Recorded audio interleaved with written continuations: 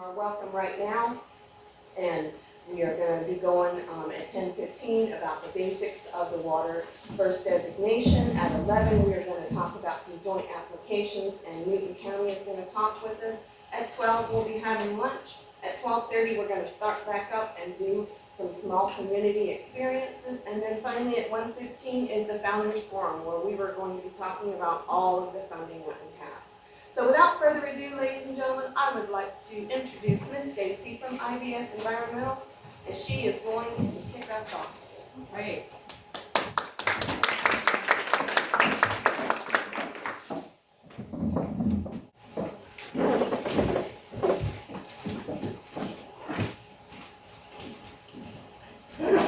Okay, good morning everyone. Y'all hearing me okay? Okay, great. So like Julie mentioned, I'm Stacy Isaac Barraza from IB Environmental, and we are just helping facilitate this, right? So we helped coordinate the event. Julie mentioned a lot of the partners, and it's a lot of partners, which is always a good thing. But if you have trouble keeping all the partners straight, we'll repeat it a few times today. So we work a lot with the Georgia Environmental Finance Authority. That's Amanda's group. Amanda, you can wave. So Amanda's going to be our next speaker here, and she is one of 4 funding agencies that you're going to hear from at the end of the day. All right. So hopefully among the 4 different programs that have funding for water projects, there's one of them at least that fits what your community or your homeowner association or whatever needs. All right? How's the pace? Am I talking too fast? No. Okay. I'd say I can talk slower, but I can't really change the accent. So this is, I'm going to tell you a little bit about us at IB Environmental. We work a lot on water affordability and equity. So we work with actual utilities that are concerned about are their water services affordable based on Okay. All right. Now I broke it. Okay. Is this better? Oh, that's yes. Okay. Yes. All right. Great. Thank you. Yeah. So we work with actual water utilities that are trying to figure out if their water services are unaffordable, at least to some members of their community. And if they decide, based on data that we have done assess, that it is unaffordable to some members, we'll help design like an affordability or a customer assistance program for them. So that's an example of that. That's not what we're doing here today. Today we're talking about funding sources. That's sort of one of the buckets of the things that we do at the firm. And so, this should look really familiar, facilitating activities and events about funding sources in Georgia, right? So that's kind of why we're here today. Convening groups and workshops. So, this is exactly along the lines of what we do. And we do a lot of work for GEFA, that's Amanda's group, and we, kind of support their programs. One of their coolest programs, in my opinion, is WaterFirst. And so that's kind of one of the main themes of today's workshop, in addition to the different funding programs that we'll tell you about. Amanda, things go wrong. You'll see Brian Woodham on the agenda, and he's not able to make it. But David Gibson, who is one of Amanda's colleagues, is going to get here around lunchtime. I'm telling you all of this so that you can catch them during the breaks. Are we going to give them any breaks, actually? We don't really have breaks on the agenda, but we have a nice break for lunch, so hopefully that's enough. So, right, and then, we do want to make this very informal so that, y'all have taken time out of your day to come to this. So if you have questions that you always wanted to ask, definitely interrupt the speakers, put your hand up, ask your question, and just get the most out of this, right? The numbers are going back up in terms of the pandemic. We don't know how much longer we can do in-person events, so take advantage of this opportunity. All right, so that's a little bit about me and IB Environmental. My colleague Alana Kinnebrew is over here from IB Environmental as well. But now we wanna kind of hear who else is in the room. So, does everybody have you found the agenda in your packet? And can you raise your hand if you've taken notes on your agenda already? You've written things down. Oh, Jack. All right. Okay, besides Jack, what we're going to do is we're going to use our agendas for 2 purposes. Besides the agenda, if you haven't taken notes, Jack will get you an extra one. And you definitely should feel free to take notes on your agenda, just didn't realize. Jack is very, he's out front. But he's one of the funders too that you'll hear from at the end of the day, and Jack focuses on emergency management funds. So flooding, hurricanes, that kind of thing. So if you want to grab him throughout the day.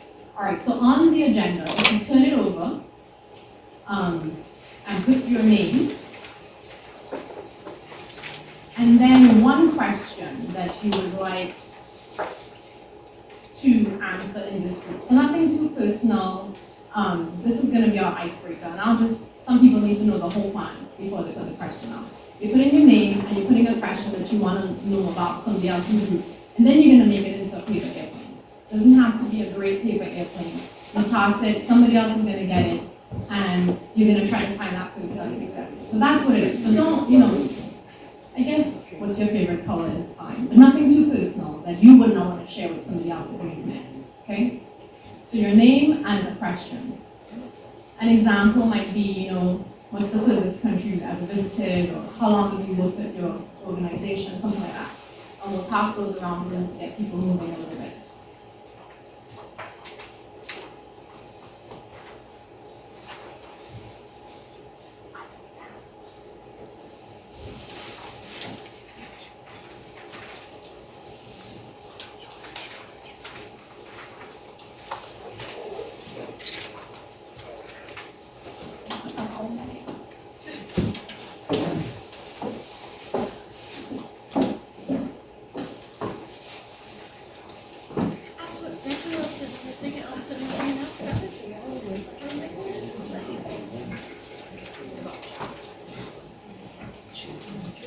Okay.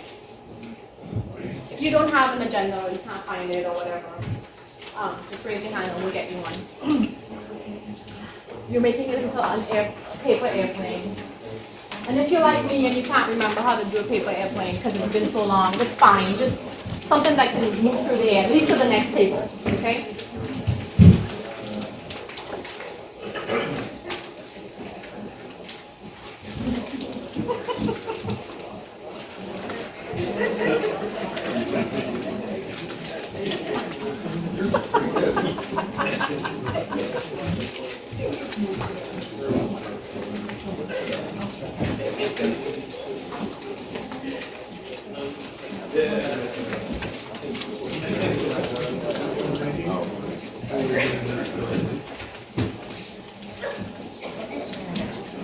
That looks good.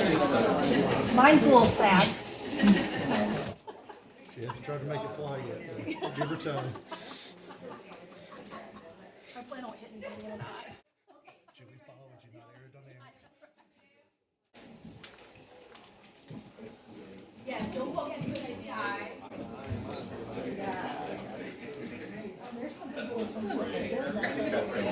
That lift in the backside there. So your name and a question, right? Okay, are we ready? All right, so let's toss them maybe as far as you could. Why does it feel like people are aiming at me? Good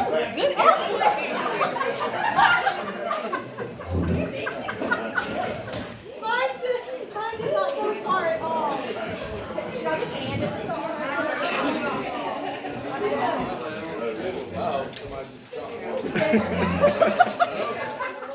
I think that's cheating. I think it is cheating.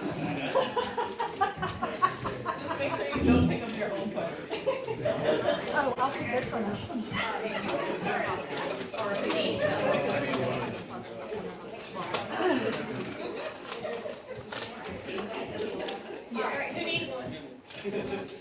Okay. Oh, some people over here are missing. Turn the other way. Turn the other way. Oh, you guys need one? Oh, they don't have any. Oh, that's good. Right. Okay. I think they could be this side. Yeah, we all alive. Where are all the plates? Okay. So, let's see. Anybody want to volunteer to say the name and answer the question? So what you're going to do is, Anybody got an extra plane? oh, we still don't have planes for everybody? Any extra planes? Yes? Okay. Yeah. Where my phone? Yes, thank you.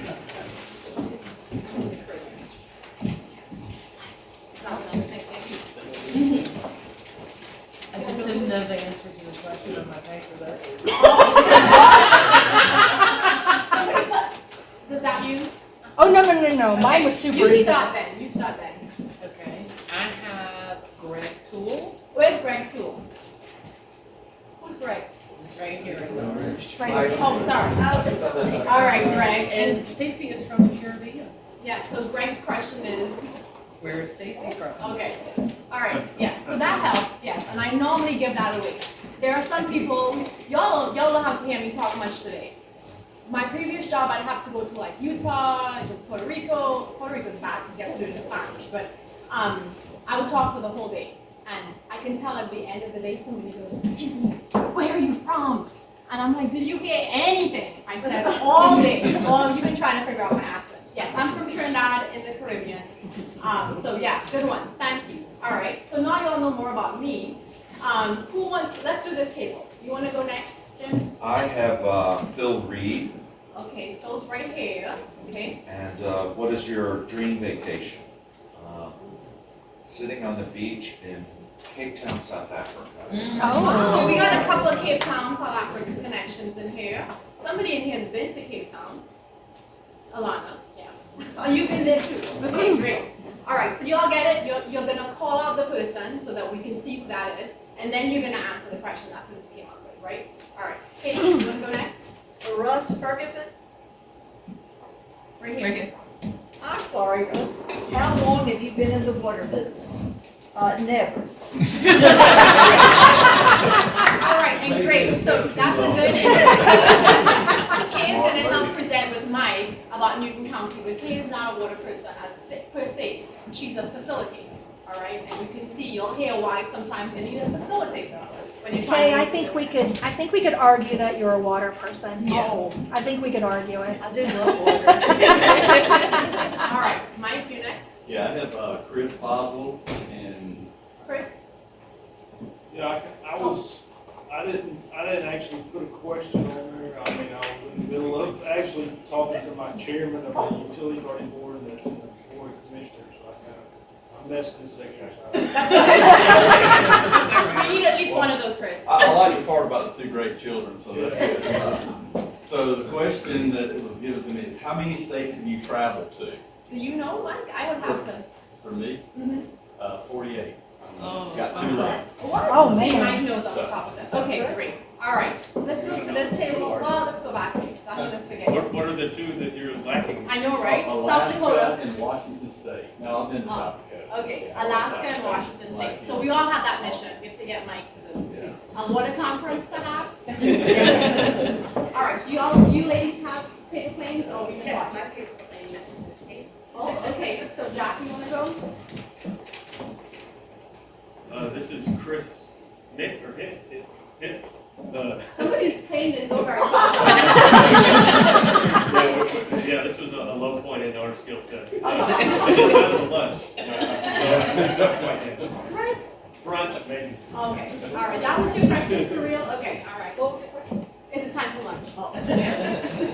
Okay, you wanna go next, Chris? Richard Phillips.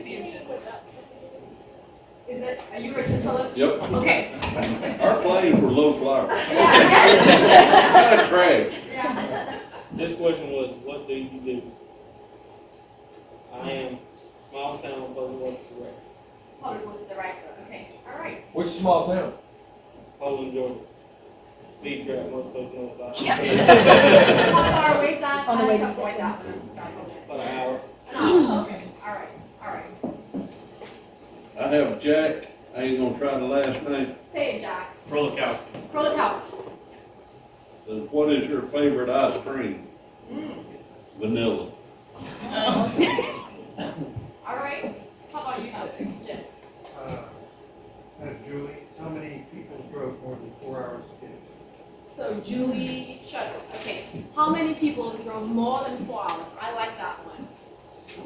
2 people, all right, y'all deserve a hand. Where did they drive from? Sorry, where did you drive from, Sue? City Clayton. Clayton. City of Dalton. We weren't sure about that, to be honest. Yeah. Huh? Yeah, yeah. Yeah, right. Good, You okay, could've picked all me right. up on the Do you way. wanna, do you think you got it? Okay. Mike Hopkins.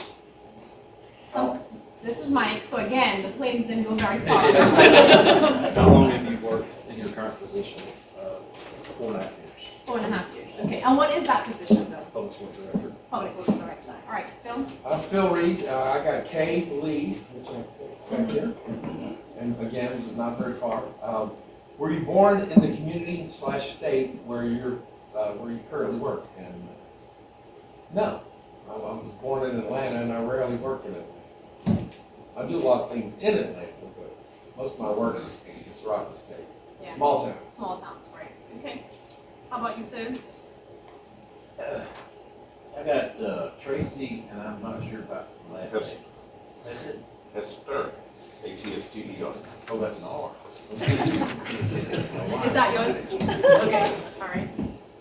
The question is, why do I still work? Question for me or? No, you have to answer that question. Why do you still work, Sue? I don't know anything else but to work. Oh, okay. I'm too young to retire, not yet, but you like to eat good. I like to eat good. All right. And what's your position? What kind of work do you do? I'm Public Works Director for the city of Parkway. Which Okay. is a big name for a small town. That is right. Well, if you're a small town, you may as well have a big name, right? Yeah. Okay, how about here? I have Pam Shaw. Miss Pam. Okay, Oh, okay. right. The question is, what job do you do in your community? I work for the City of Albany Engineering Department. And, yeah, thank you. I also am a pastor of a small church in Worth County. Okay. Two kind of different roles. I told Alana that somebody was gonna say, before this day was done, I'm sorry, right? So I worked there for 24 years, and you need to be a preacher to work. that was the next person. All right, Russ. Oh, got from Amanda. Okay, right there. What country would you like to visit? I'm not too keen about getting on little small missile-shaped Okay. items, but If you didn't have to get on Well, a but little the- vessel to get there. the northern countries in South America that border the Gulf, fishing is really good there. I'd like to go there. Yeah. Okay. All right. Next. I have Kenneth Sumpter. All right. All right. How long have you lived in Georgia? I'm 67 years old, and I've been here the whole time. All right. Never wanted to leave. Okay. Not even to go fishing. Well, I have a place in Tallahassee. I didn't say I didn't. Oh, okay. You visit outside, yeah? Okay. All right. Okay. Next. Got Michael Lanham, and his question is, why aren't you a soccer fan? I'm not a soccer fan. I got 2 kids that play soccer in high school, and we traveled over half the state or better and got whooped every time. So where's Michael now? Where's Michael? Yes, I'm hard to watch. Paper airplanes, just a second. Oh, wow. Yeah. Okay. Next. I have Jeffrey DeMott. Okay. Hey, Jeffrey. Yep. And what state were you born in, which makes me feel like the missing piece of a puzzle, Washington State, which he's never been to. Oh. So, Well, y'all have to exchange There we go. numbers. Okay. Cool. All right. This table, you want to go soon? Sure. I have Sean O'Connor. And what is your favorite Georgia attraction? Okay. And, I like Callaway Gardens. Okay. Callaway Gardens. That's nice. All right, Pam. Jim Davis. Okay. Jim can fly an airplane. This is gonna be tough in this crowd. Favorite water conservation group in Georgia? Conservation. Just say River Just riverkeeper. Don't say which one. No, I'm just kidding. You can say which one. Well, I had to say Golden Triangle because they've been helping our community out with noticing. Oh, And that's not conservation necessarily, but it's strictly water, but they do a great job. okay. They do. Good. All That's right. better for you. Tier, Ledger? Yes, right. How do you spell that? Okay, good deal, good to know. Favorite travel destination? Miramar Beach in Florida.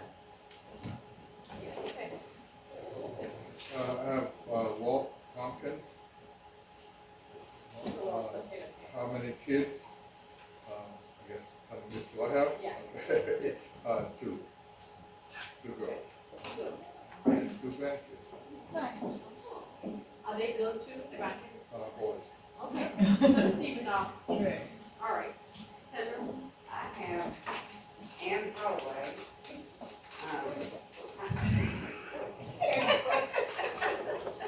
How long have I been employed with my company?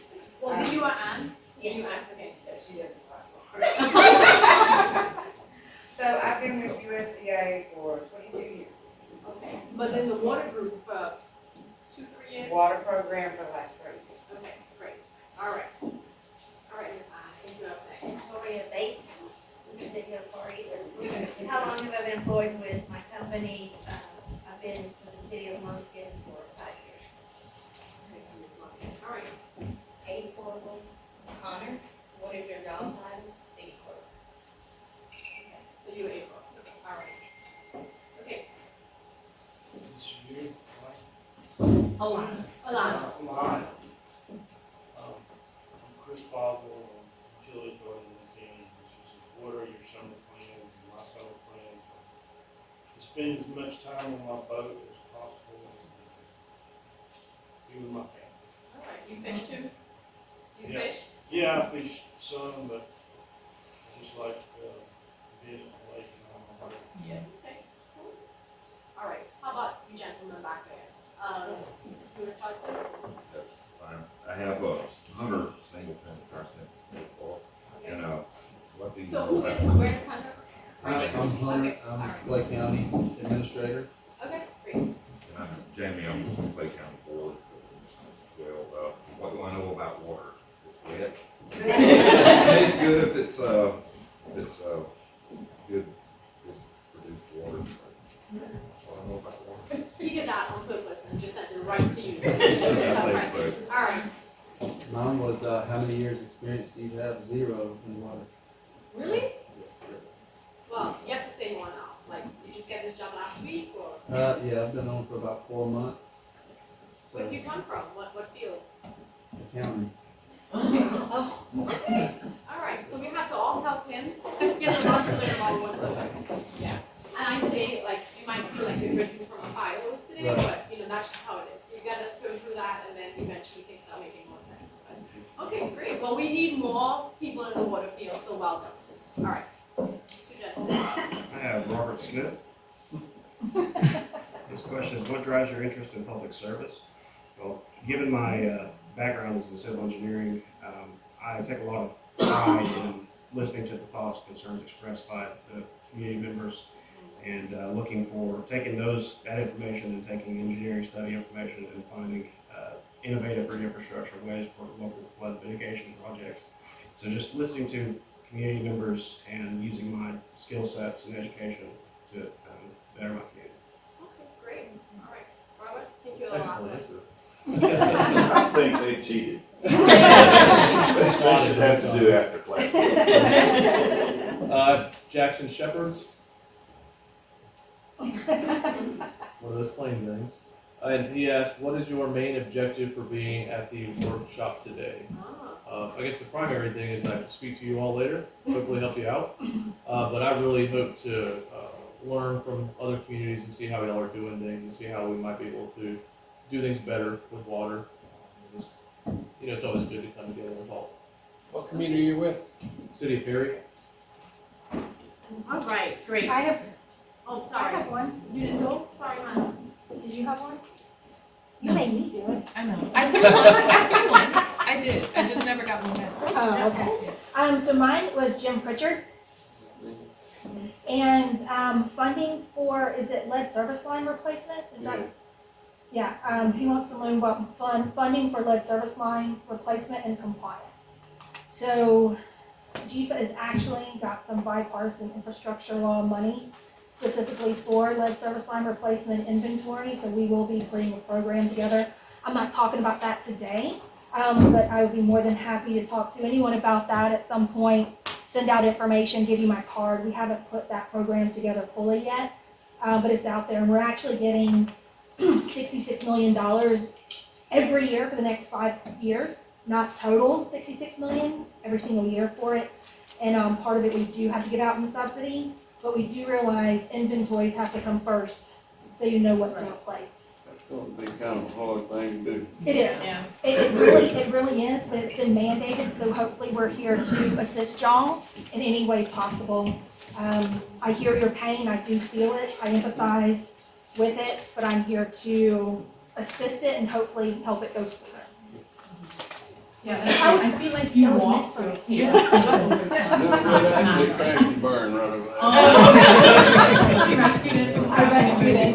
Yeah, so, this is an unprecedented time with water infrastructure funding. I'm sure you all did that with the bipartisan infrastructure law.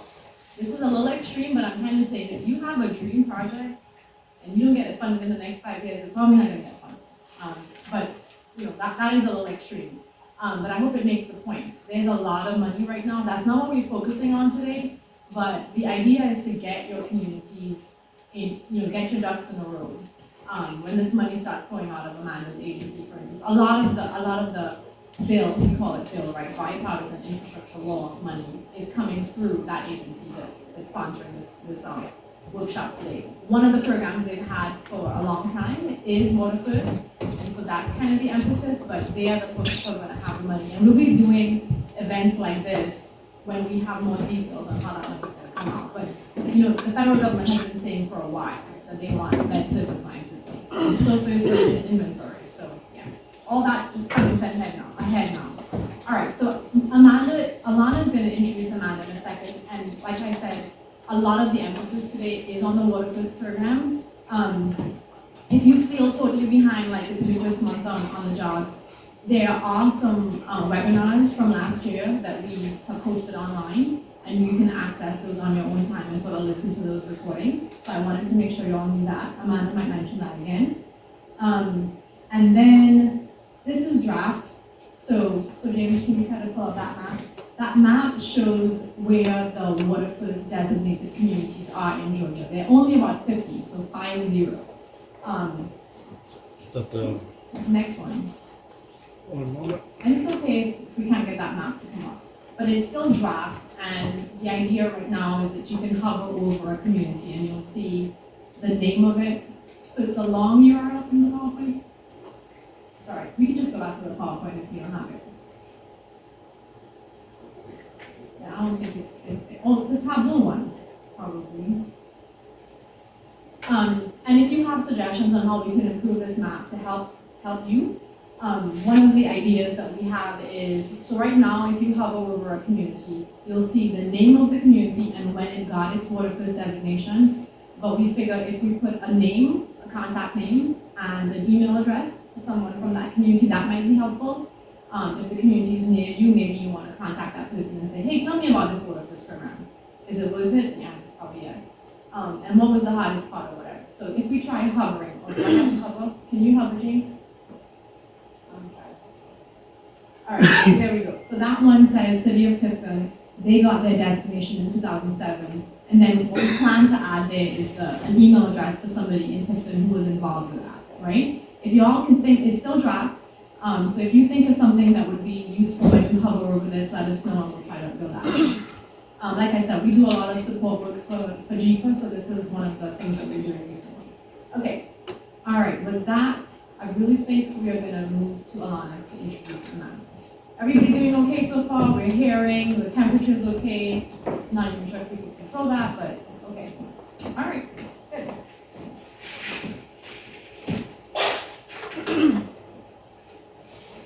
Pardon my huge laptop, I wanted to save a couple trees. Anyway, so I'm here to introduce Amanda, our next speaker.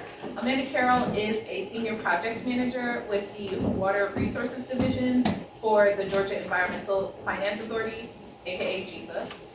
In her role, Amanda works with communities to provide low-interest financing for water and sewer infrastructure projects.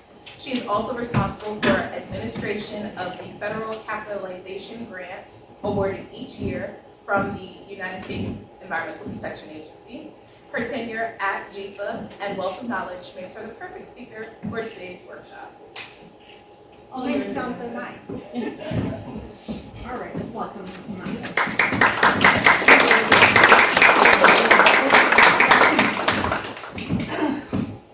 Hey, good morning, everyone. I appreciate everyone being here and giving us the opportunity to come speak. There was supposed to be 2 folks doing this. I was gonna do the beginning GEFA part, that was easy, and then the WaterFirst portion, the basics and benefits, was gonna be by Brian Woodham. He could not make it today, so I am going to attempt to do this. Please don't throw things at me. It'll be basics and overviews, but the folks that are WaterFirst designated will get into the weeds later, and we'll do a much better job at this than I will.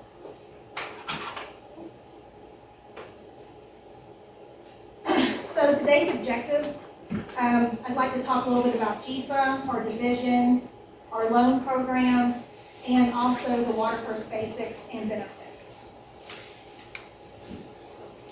So GEFA is a state authority founded in 1985, and GEFA's mission is to conserve and protect Georgia's energy, land, and water resources.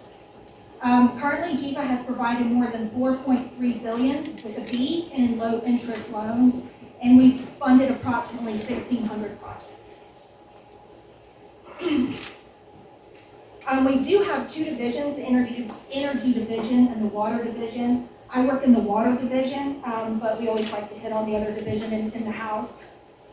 So the energy division promotes energy efficiency, renewable energy, and energy assistance programs that improve the environment, strengthen quality of life, and stimulate sustainable economic development and growth. One of the programs they have is the Weatherization Assistance Program, which is available to eligible households in all of Georgia's 159 counties to provide free energy conservation measures and address health and safety concerns. They also have the Fuel Storage Tank Program, provides oversight and monitoring services for 63 fuel storage tanks at 23 state agencies and departments. Can y'all hear me okay? Okay. And then the Water Resources Division supports the development of water, wastewater, and solid waste infrastructure projects, which help protect the environment, facilitate economic development, accommodate population growth, and safeguard public health. So you may be wondering who is eligible to borrow from GEFA. So here we have listed local governments and instrumentalities of the state, municipal corporations, county or local water, sewer, or sanitary districts, state or local authorities, and non-governmental entities, as long as the primary purpose is permanently protecting or conserving land. So GEFA has 2 pots of money. We have federal funds and state funds. Under all the state revolving funds, and there's drinking water and clean water. I'm sorry, y'all probably can't see it all over there, can you? So with the drinking water program, we can install or upgrade facilities to improve drinking water quality, rehab of wells, transmission, distribution, and storage. Under clean water, construct publicly owned treatment work, sewer system infrastructure, non-point source pollution, stormwater, and water reuse, just to name a few things. There is a $25 million borrowing cap per year, and that's per fund. But if you have a project that needs more than $25 million, we can do stages where you come back each year for an additional $25 million, or potentially that cap could be waived by our board. And because there are federal funds, there are federal requirements. So we have Davis-Bacon, Disadvantaged Business Enterprise, American Iron and Steel, and then the environmental review process does have to be completed for all projects funded through the SRF program. And then through the state funding, we have what's called our Georgia Fund. We usually like to reserve this program for projects that can't be funded under the SRF. And one of those would be emergency loans, projects that you need the money immediately. You need to just call who you have, on speed dial to come replace the well or whatever needs to be done, and all the environmental reviews and federal requirements can't be met. So we'll fund that through the Georgia funds. Anything economic development related to drinking water would have to be funded under Georgia funds. We can do supply, distribution, and treatment of water, and we can do solid waste projects, so landfills. And it's state funding, so no federal requirements are required. These are our current interest rates. If you can see right now, currently our 20-year loan for the clean water SRF is 1.13%. If you are WaterFirst designated, you get a 1% interest rate, so right now it's 0.13% interest rate under the SRF. Through our Georgia fund, it is 50 basis points higher. We like to keep the SRF a little bit lower, just because we know there are extra federal hoops that you have to jump through, so lower than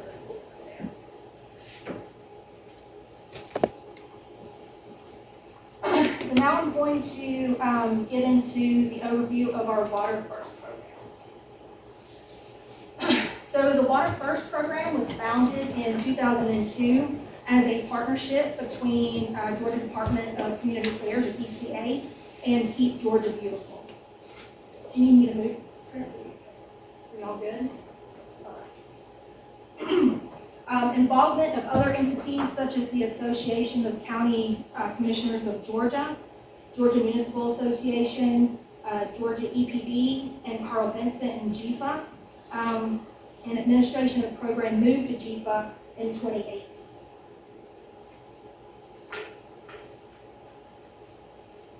So our first designees were the City of Savannah and Gwinnett County. Partnerships are required when an authority is the applicant. So it would be a partnership with the city or the county, which I think Mike's going to talk about that a little bit later on.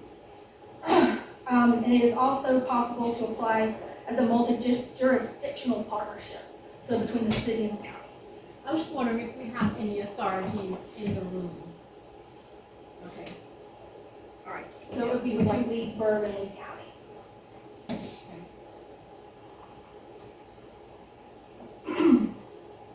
And GEFA's administration of the program has also revamped interest with 7 designations in the last 2 years. So what is the WaterFirst program? It's a voluntary certification program for local governments, and it requires a comprehensive approach to water planning and management measured by achievement of action items under 9 overarching categories, and I'll get into a little bit of those in a couple slides.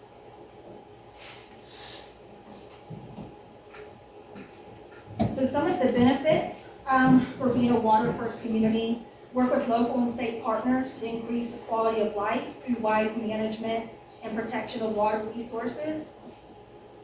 Take proactive approach to water resources planning by connecting land use and water quality and quantity. Pursue environmental excellence beyond what is required by law. And protect valuable water resources for both environmental and economic benefits today for future generations.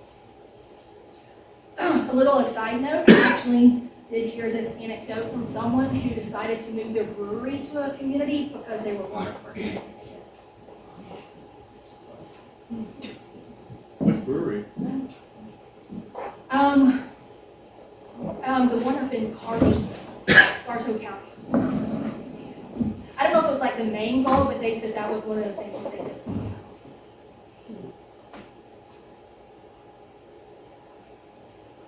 Some other designation benefits: statewide recognition, including road signage and authorization to use the WaterFirst logo. I don't know if y'all have driven through any communities where they've had that logo when you're pulling in. I never used to notice it before, but now it's the first thing I point out to my husband. Oh, look.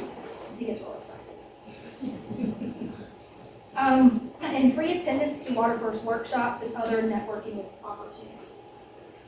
The financial incentives, I hit on this one earlier, the 1% interest rate reduction for SRF loans. Annual eligibility for the community development block grants for water-related projects. And priority for EPD 319 grant funding.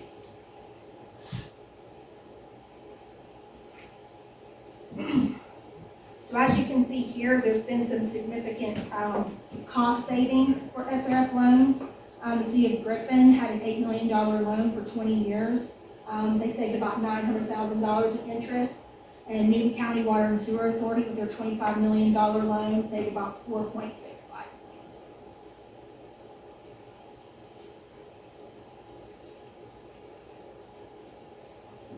And here, these are those overarching 9 components I spoke about earlier. I'll just touch on them, pretty briefly. Our folks later are going to get into the weeds a little bit more of that, and we appreciate them being here. So the first one's a watershed assessment. It's a comprehensive effort to determine the multiple causes of water quality and habitat degradation in a watershed. You have stormwater master planning, a program to manage the volume and flow rate of stormwater runoff so that it doesn't damage constructed or natural systems. Wastewater treatment and management, reviewing the adequacy of existing wastewater collection, conveyance, treatment, and disposal facilities, and assessing potential changes for the future. Water supply planning, an important management tool that promotes orderly, methodical development and wise investments while protecting an irreplaceable natural resource. Water supply protection. The fundamental idea is to protect water supplies from contaminants rather than to rely on treatment processes to remove them. So removing it at the source. Water conservation, planned management of a natural resource to prevent exploitation, destruction, or neglect. Water reclamation and reuse, reclaim water, highly treated wastewater that can be used again safely for other purposes such as irrigating golf courses or ball fields. Educational outreach, and then regional water planning. So the application process, you download the application packet, WaterFirst checklist from GEFA website, and I think we do have a copy of that WaterFirst checklist in your packet. Applications are accepted on a rolling basis throughout the year. The application review team decides whether the community is ready for designation or needs more technical assistance through the WaterFirst class. So when they're reviewing your application and they score it, if the score is at least 85 or higher, then you're ready for an on-site review. They'll come out and you'll give a presentation. If the score is below 85, then GEFA will help you identify the needs to improve, in which areas need to improve, and set the community up with peer communities that have expertise in that area in order to get you where you need to be in the application to go forward from the next process of the designation process.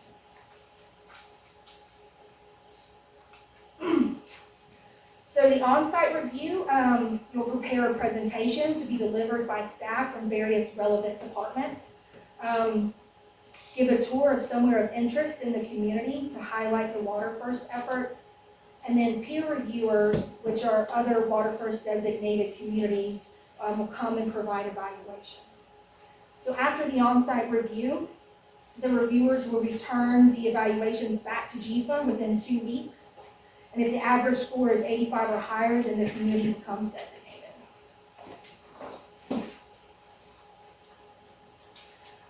Once designated, GEFA will draft a memorandum of agreement that has 2 to 3 specific goals the community would like to work on.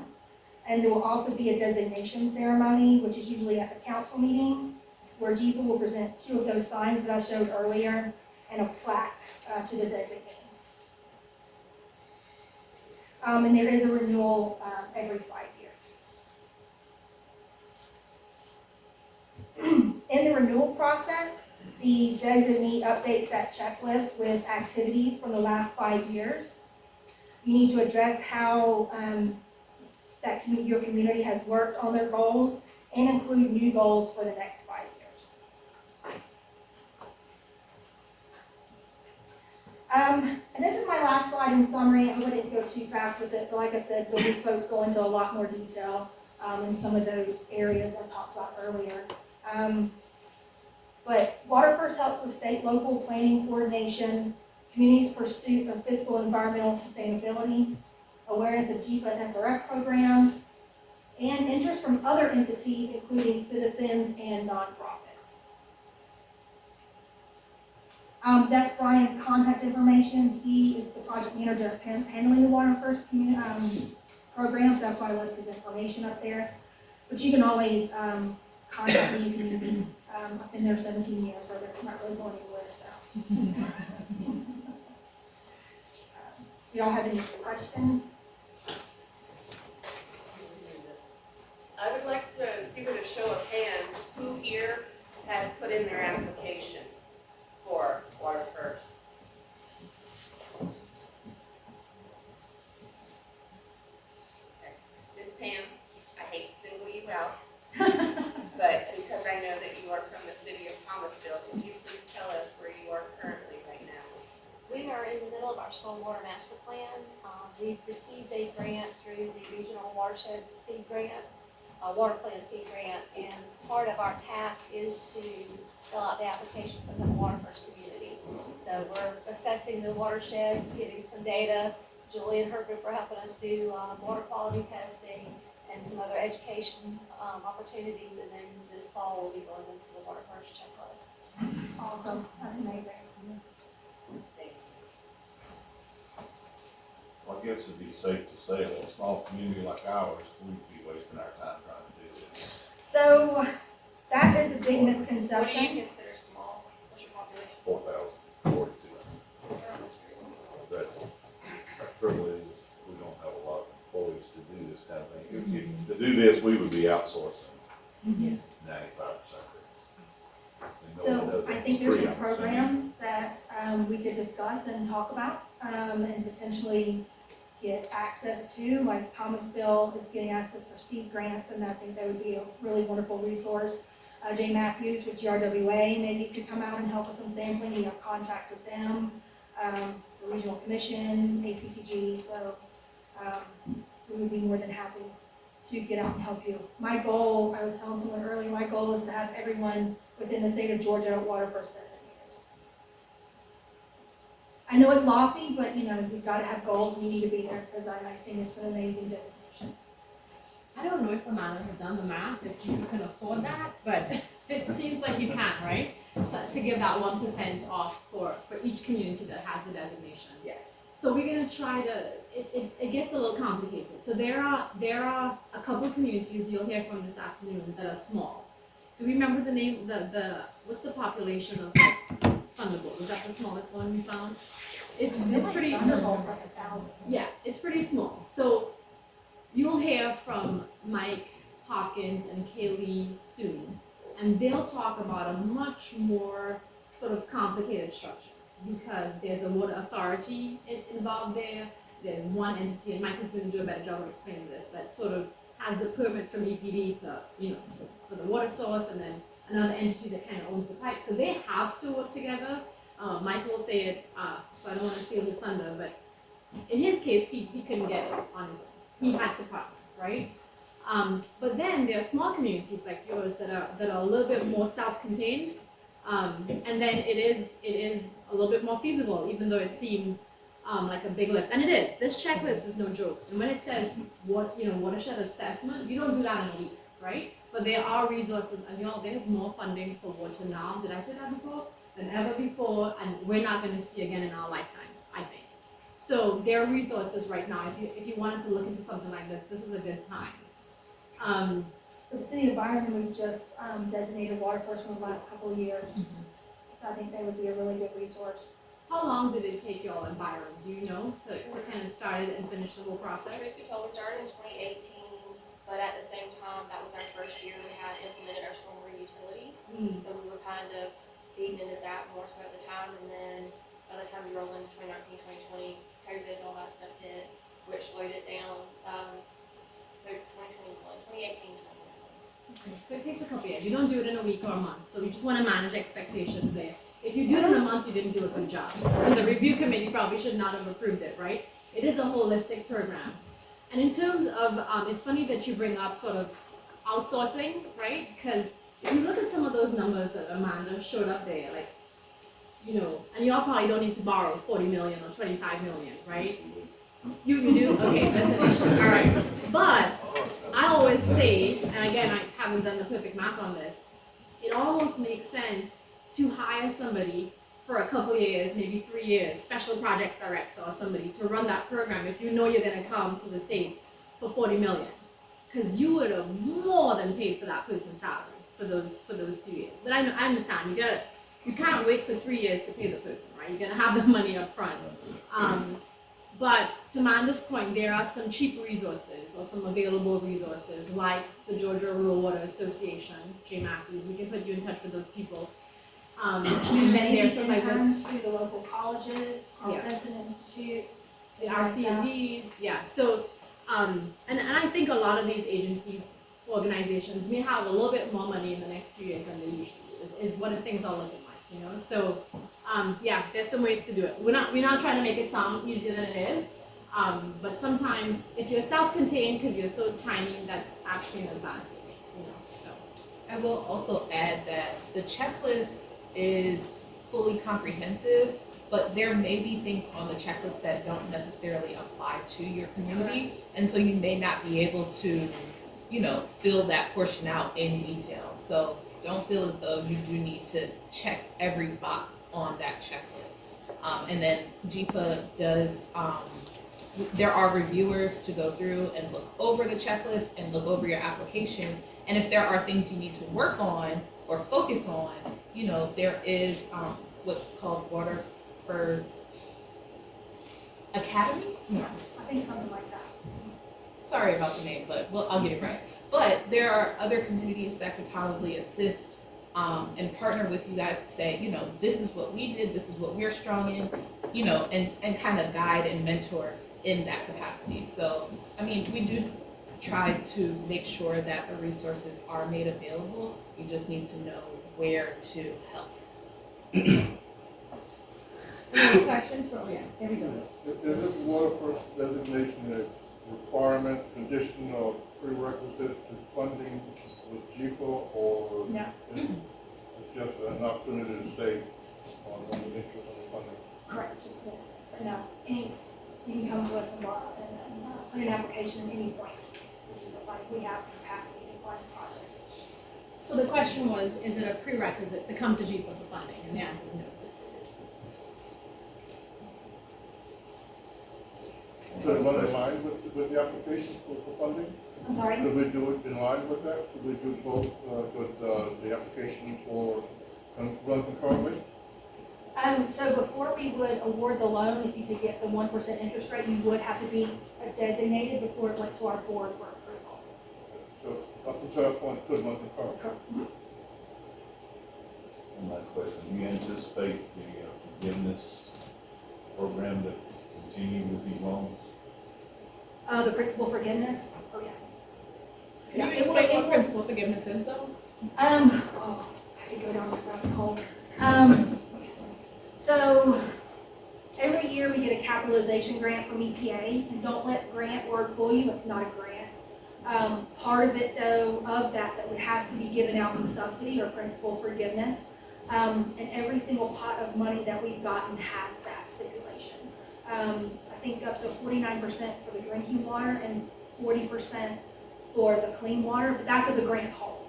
So how to get scored for principal forgiveness is through a call for projects, which already ended at the end of February this year, but it'll start again in September. I can send a link with more information on how it went this year. It'll probably be the same process for next year. We're getting the same funding every year for the next 5 years, so we'll have that influx of money for additional principal forgiveness that can be loaned out or given out. And it's usually, historically, it's been a combination of loan and principal forgiveness, but there is the potential for 100% principal forgiveness depending on affordability. And me too. Depending on affordability and depending on how the next 4 years are going to look, because they want. I mean, they're already asking us, do you have projects now? Well, you don't give us the guidance. How can I give you projects? But definitely look out for that coming soon. It'll be a big push. There'll be more of us coming out, doing our little road shows, letting you know more about bill and lead service lines and things like that. So this 49% principal forgiveness, let's just be clear, this is bill. This is for the 5-year period from the federal government. This is bill, which is a separate programs, but our base that we get every year is usually 49% with drinking water and 40% for clean water. Right. And with the SRF program, if you're an employee, you can't say this, but it's like partial grant, right? I know. don't say it to She you. can't say that, yeah. So I'm saying it. If you're still kind of confused, it's almost like it's a partial grant where you don't have to pay back all of the money that you borrowed. But the technical term, especially if you're on staff there, is principal forgiveness. So, hopefully that clarifies. And Amanda's gonna be around. She does have to leave right at 2. So if you have a specific question for her, grab her, during lunch or something. You can ask another question, it doesn't have to be your last one. That's fine. Okay. There's one over here though. I just want to put my name back in the hat again for Okay. giving away money, I love it. Of course, it'd be to your benefit, in my situation, I work for the city of Dalton, we work with our county members. Is it a requirement, or can the city become WaterFirst potentially, or will it require a full county participation to get that status? The city itself can do it, but I believe, are you with city or are you with Dalton Utilities? With the city of Dalton. Okay. Because Dalton Utilities came to us and wanted to do it, but it had to be a joint. Okay. Yeah, for the city of Dalton, yes, you could come to us and get WaterFirst, it doesn't have to be that partnership. It's helpful to have that partnership, I mean, it looks. Absolutely. Yeah, I think it's beneficial that way, but I hate to say it, there's some cities that don't get along with their counties and vice versa, I don't know if it's football, I don't know. Thomasville, Thomas County, Valdosta Lowndes, I don't know,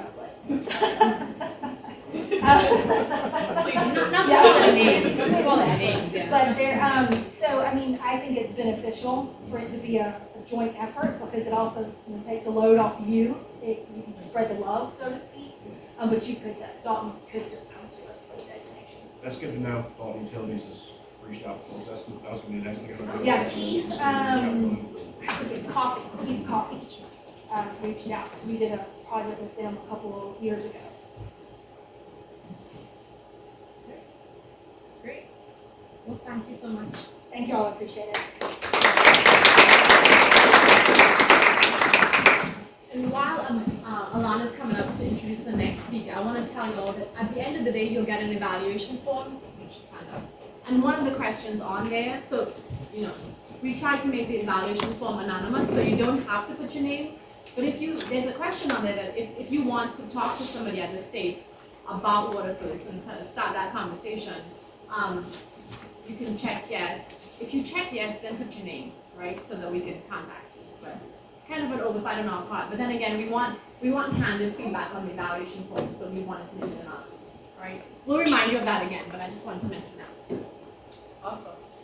Well, that question about Dalton leads us up to our next speaker.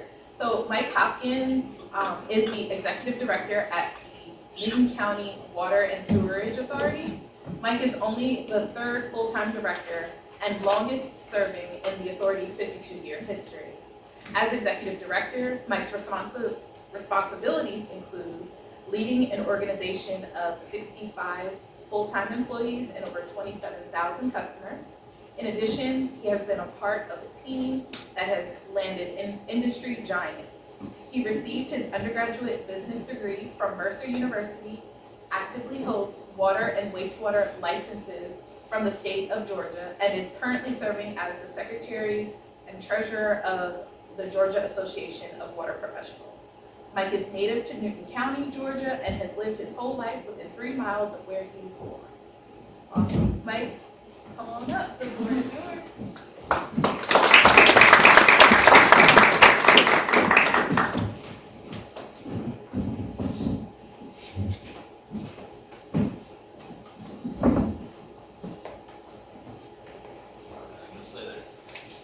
Good morning. By the time I'm done, you will understand the phrase, there's no such thing as a free lunch.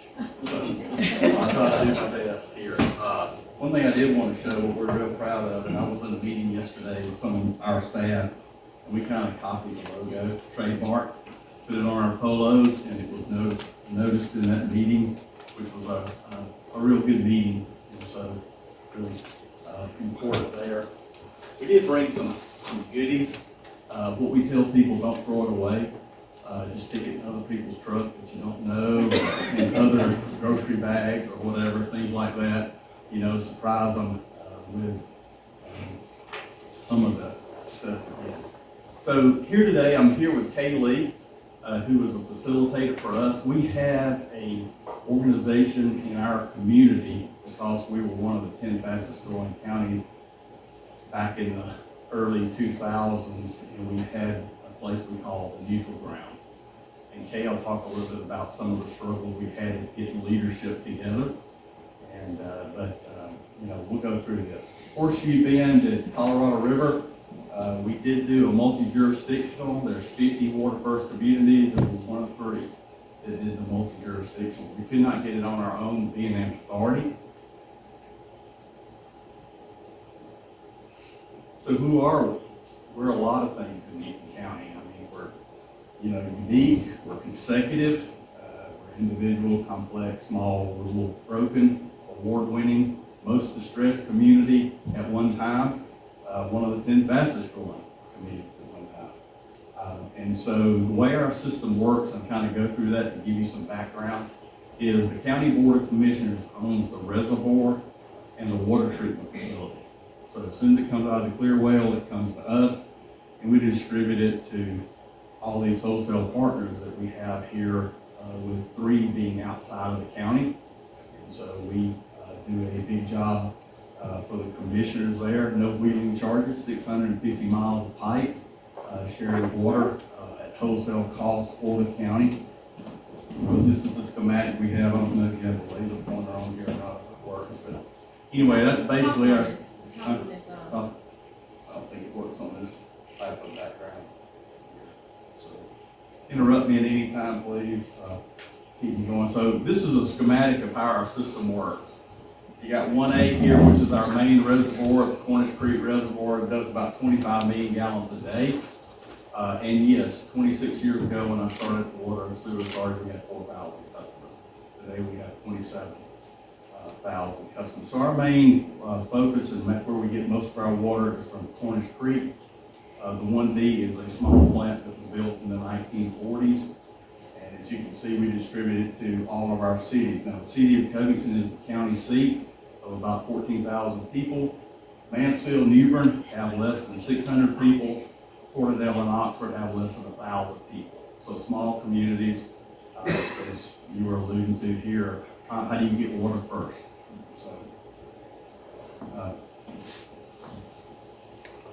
So our chairman came up with this slogan, 1 Newton, and as Kay will, where'd Kay go? Okay, anyway, it's okay.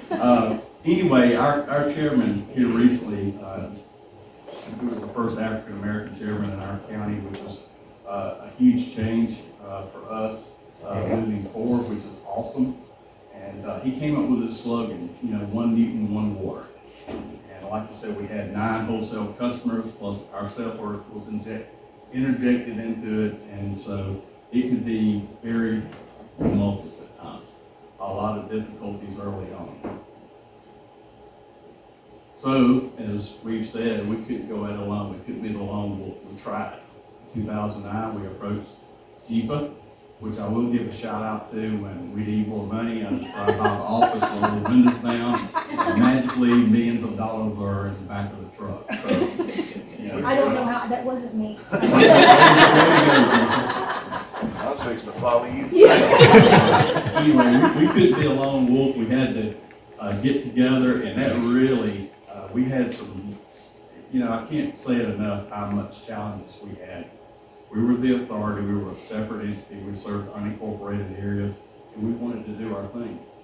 And the commissioners wanted to control growth. The way they want to control that is through sewer. But you got a water component, and if you got water, you can still have growth, you can have sprawl, which can be real detrimental to your county. So, in order that GEFA sent back to us and said, hey, you're going to have to work together. And so I don't know if y'all are cat lovers or not, but I've never been able to get a cat to do what I wanted it to do. And so it was like herding cats. If you can imagine, we had operators, and that's who it was. It wasn't the leadership so much as it was the operator from each entity that was here to set up for WaterFirst. So we had to collaborate. And we all knew what the word was, we just actually didn't know how to practice it. And some of our biggest early challenges is data. I mean, we had everything. We found a GIS in our community. We had all of our data. We knew what our customer count is. Some of those smaller cities I pointed out, you go to them one day, and how many customers do you have? They say 300. And the next, they would say 40. I mean, it was a real big difference. So getting data together and putting it right is really key to our joint application. Okay? I'm sorry, I had to pick up you. So we got together and we said, hey, what can we do to get this done? So we hired an outside facilitator. And as you can see, Kay is a lot more beautiful than the lady in the picture, but that reminded me of my third grade teacher, because she had a ruler like that.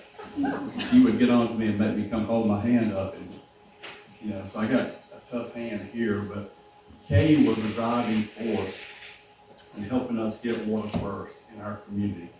Because as operators, all we get in a room and do is bicker and discuss who was responsible for what, who wasn't doing. And so we got somebody that wasn't in the water business to totally come in and help put our group together.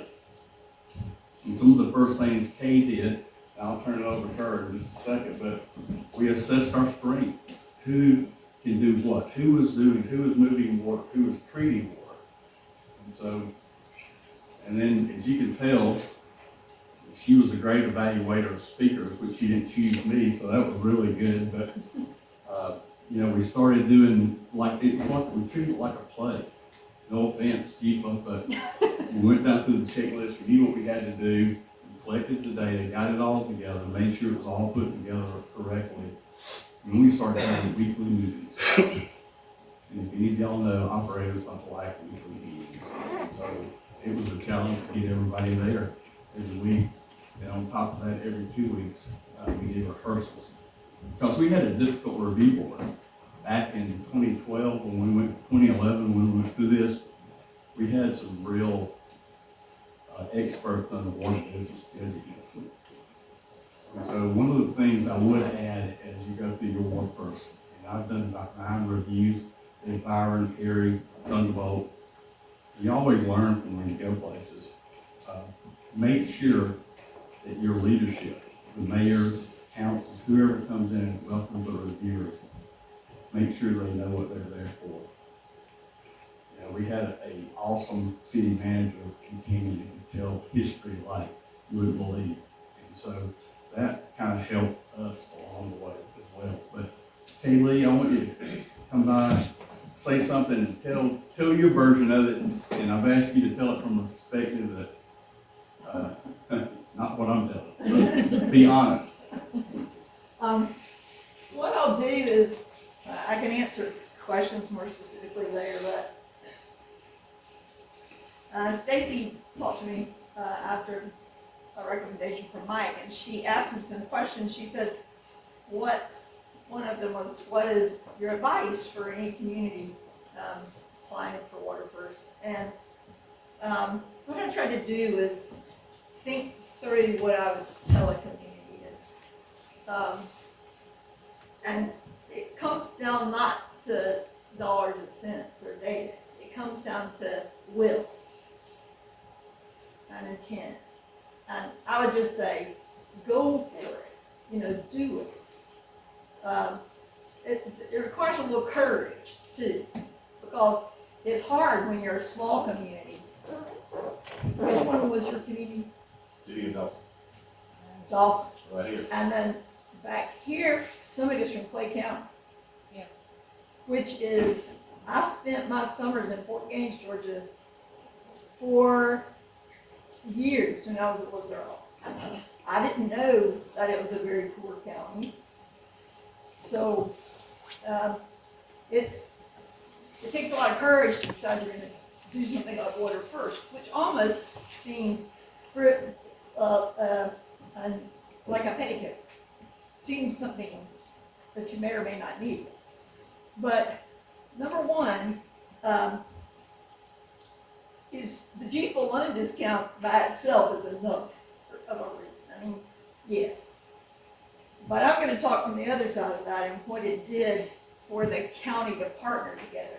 Because when these guys first asked me to come in to help them I didn't really know their backgrounds or anything. So I didn't know if Joe Blow got on William's nerves and so forth. You know how it is when you have people that you work with day in, day out.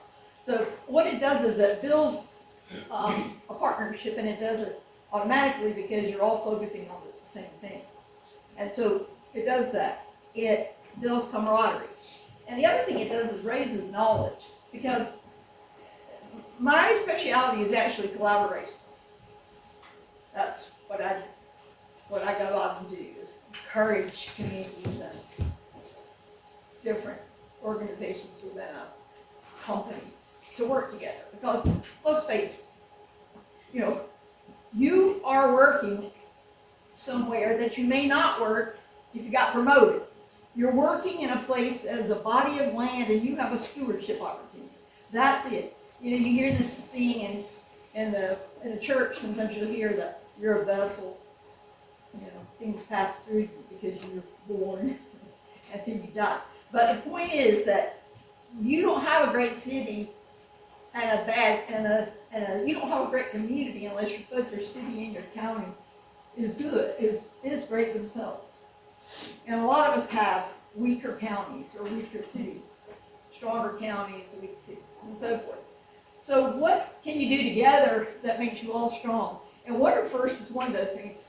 I remember I didn't know anything about WaterFirst, had never heard of WaterFirst, and I rode through a WaterFirst community well before Mike Heskey to get involved. And I went, yeah, that's cool. I even pulled back my car up and went back to the sign to see what it said. Because water, I worked for Dirty Power Company for many years and ran the Olympic project. So I've been all over the world to places where water is very, very limited. Yes. They live a different life than we do. So I already had a sense about water. They've even made a James Bond movie, an 07 movie, about very, very rich men all over the world who went in and bought water resources everywhere. And so we all know it's going to be more precious than gold. Not in our lifetime maybe, but certainly in our children's. So partnering gives you the chance to grow your knowledge of each other, and it brings out the advantages that working together automatically brings. It's just a powerful thing to partner with other people in your community on this project. Also, I would suggest that everybody tell a story. In our case, it was pretty easy in Newton County. We had a storyteller, our city manager, who is retired and is my neighbor. So I came in one day and I said, if you had to tell the story of water, what would it be? And then he's a historian at heart. So in a nutshell, Newton County, when it was forming in the 1800s, the place in the county that was most active was a place called Hub Junction. At one point, wasn't it the busiest bus terminal in the south or the country or something? I mean, lots of things went on there. But when they started to form the county seat, there was no water. They found a well in Covington. So they decided they would build the courthouse on top of the well, or close to the well, and that's how Covington became the county seat. And the story went from there. That we had this commissioner, this forward thinking in the 50s, built this huge reservoir. Everybody thought he was crazy. And now, as Mike said, they're selling it out there they're selling water to other places. So it wasn't so crazy. So you find a story, tell a story. And that means you might have to go talk to some old timers. Because when the people are there, when you know your own water story, you're more committed to the water itself. Just knowing what water is meant to your community. And then I would say, listen, this young man from Dalton talked about it, he gets out there and listens. There are huge water users, or in the least, let's say Bluffton, Georgia. That's a small little community. Anybody, is Bluffton in Clay County? Yes. Okay, it has this amazing thing called White Oak Pasture. It's a farm that I've been to many times, and if you haven't been, you should go. It's run by this. Yeah. Wheel I mean, a man with the, and if you tell him this, that's okay, with the most testosterone I've ever seen in my life. He wears a small 10-gallon hat, starch shirt, rolls up his sleeves, and curses like a sailor. But that man, just I'm saying, it's amazing what has happened because of White Oak Pastures in Bluffton, Georgia. But he needs water for his farm. So no matter the size of your community, you got people who depend upon water. If you're interested in water and you show them you're interested in water and listen to them tell you why water is important, then you grow partnerships as well. So the listening, the questioning and the listening is important. And by involving others in the process, you grow more than just an opportunity for WaterFirst. WaterFirst is a tool that gives you the chance to involve others and to partner. So that's what they did in Newton County. They came together. It was really hard those first 2 or 3 meetings to get people to define their lines of demarcation.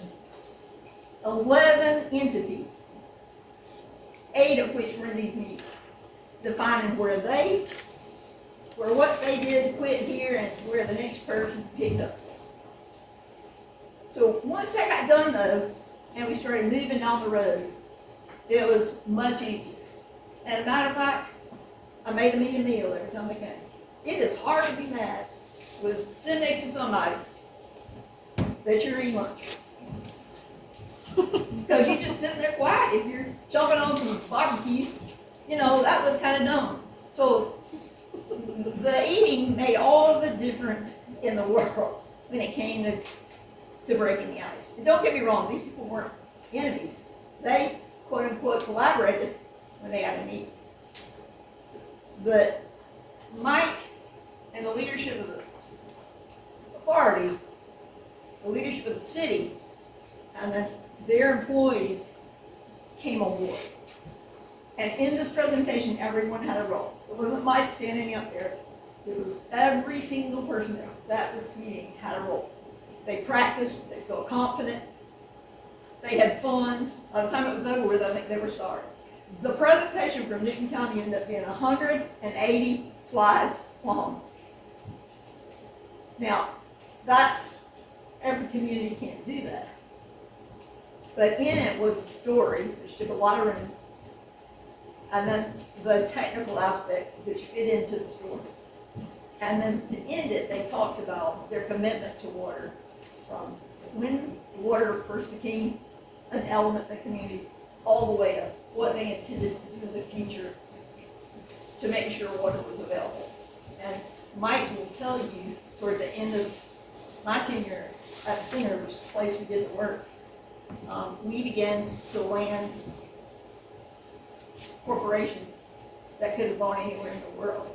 And they came to Newton County because Newton County had a story to tell them, they could show them where water was important, and they could guarantee they could deliver it. And that wouldn't have happened before. It would have been a fragmented story, different organizations talking to them. But it can end up a great economic development tool as well. So, that's probably way too much. Thank you, Kay, and really seriously, it became that important for all of us. We were really, separate in our county, and we just knew that the growth and the things that were happening and coming to our county, we could not do it alone. So we had to work together, and thanks to Kay, it really worked out. I would recommend common or neutral ground.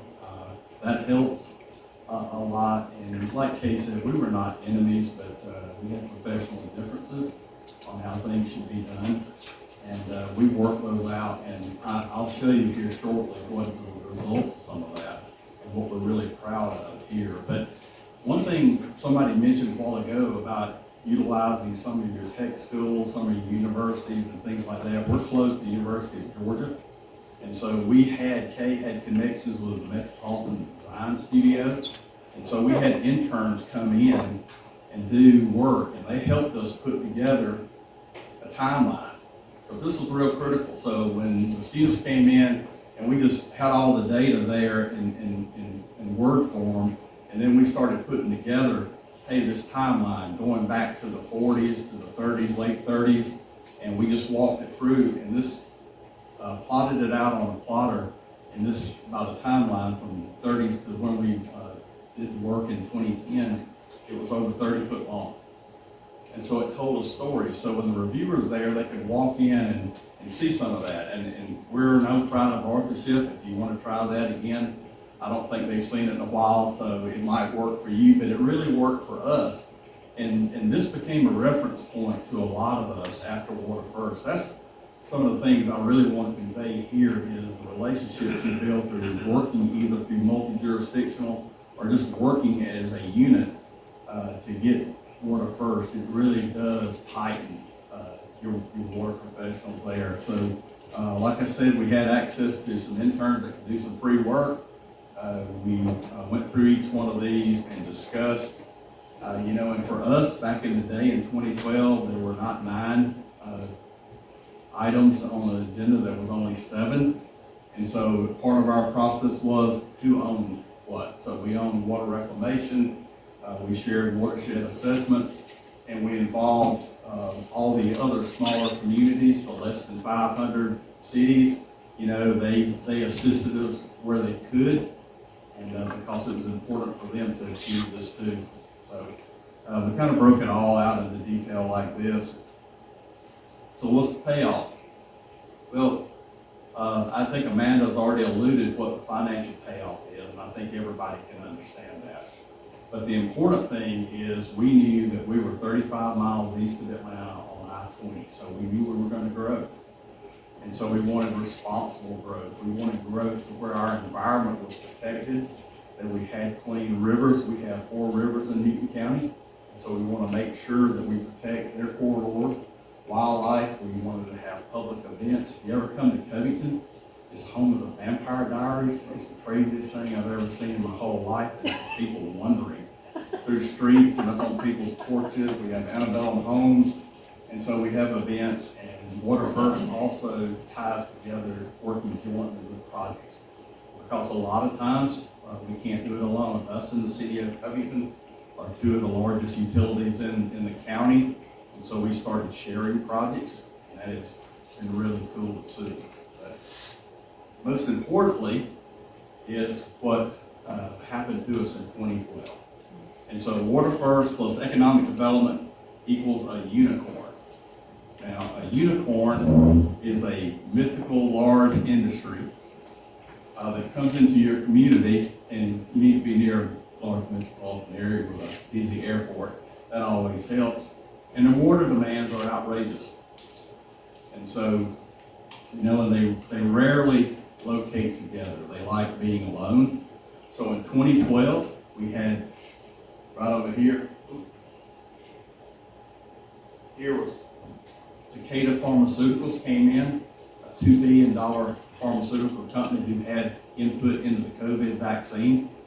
And it took them 7 years to get FDA approval. And so their water demand was 1 million gallons of potable water and 1 million gallons of wastewater. So that was probably 30% of our average daily flow. And so we were able to work out with them. We did not have a wastewater plant in the research park here. We only had 1 12-inch water main. So working with 6 contractors simultaneously and an engineering staff of 4, we built 15 miles of wastewater conveyance with 4 lift stations back to our Yellow River facility in order to handle Takeda Pharmaceuticals. And then, I don't want to say the F word because I got in trouble a few months ago when I was talking about Facebook. And because they're so secretive as a data center, they decided they were going to come in 2018. And they loved us so much that they wanted to rinse and repeat. That's what they kept calling it. And they built another campus, or in the process of building another campus in our research park there. It will have, when done, it will be 10 million square feet under roof. And the numbers there for it on the far is 1.5 million gallons of water, about 750,000 gallons of wastewater. Now, I don't see any anti-Rivian people, although you might be opposed to the plant, even this far south, which has been kind of an eye-opener for us, but we are the home, or will be the home, of the largest electric vehicle truck manufacturing plant in the southeast. With Rivian is decided to locate for our community. The interesting thing about Rivian is their demand ask to start with was 5 million gallons of water a day and 3 million gallons of sewer. And so in order to protect our water supply, we were able to work out where we would use reclaimed water. And so we cut those numbers almost in half. That is huge for us. I think it showcases to the community that we're trying to keep water first so we don't sell off all our water. The thing about Newton County is back in the early 2000s, being one of the 10 fastest growing communities in the country, 75% of the people that lived in Newton County left Newton County to go to work. And so our tax base, our tax digest was 70% residential, 30% industrial. And now we're almost 60-40 with these three unicorns that we have here. Like I said, they like to be alone, but these three have coexisted. And to me, that is important as the 1% loan reduction. We spent about $50 million. We do not receive any tax dollars. And so all our funding is through customer rates and fees, and we're still under $4 under the metro limit on our rates and fees. So we've managed our money really well, and we've worked really well together with these companies and brought industry here to our community. Takeda right now employs 1,250 people. The data centers will employ about 500 people when they're completed, but right now there are over 1,000 people there at workforce. Our hotels are at 98% occupancy all the time. They run buses back and forth to the site where people come in. And with Rivian coming here, we're looking at a low number of 7,500 jobs, advanced manufacturing jobs around $50,000 to $60,000 a year for a non-college degree. That's what they're telling us now. So if we get half of that, I'll be excited for our community as well. So to me, that's been a big deal for us, is how it's impacted us economically in the development of our community. And Amanda, you only had one of our loans. We have about $65 million outstanding, and we'll wind up saving almost $1 million. That's a lot of pie. Because everything we save, we put back into the system. Anytime we raise rates or anything like that, we're always investing back into the system. And so it's been a crazy 10 years. Ever since we got WaterFirst, it's kind of just started along this way. But we've anticipated. I knew living there all my life that it was going to grow. And so I knew that I had the opportunity, along with a bunch of other folks that are a lot more important than me, that could really protect our water resources. And we're proud of it. And we feel like we do a great job of it. So, 2 questions for you. Can anybody tell me what this is?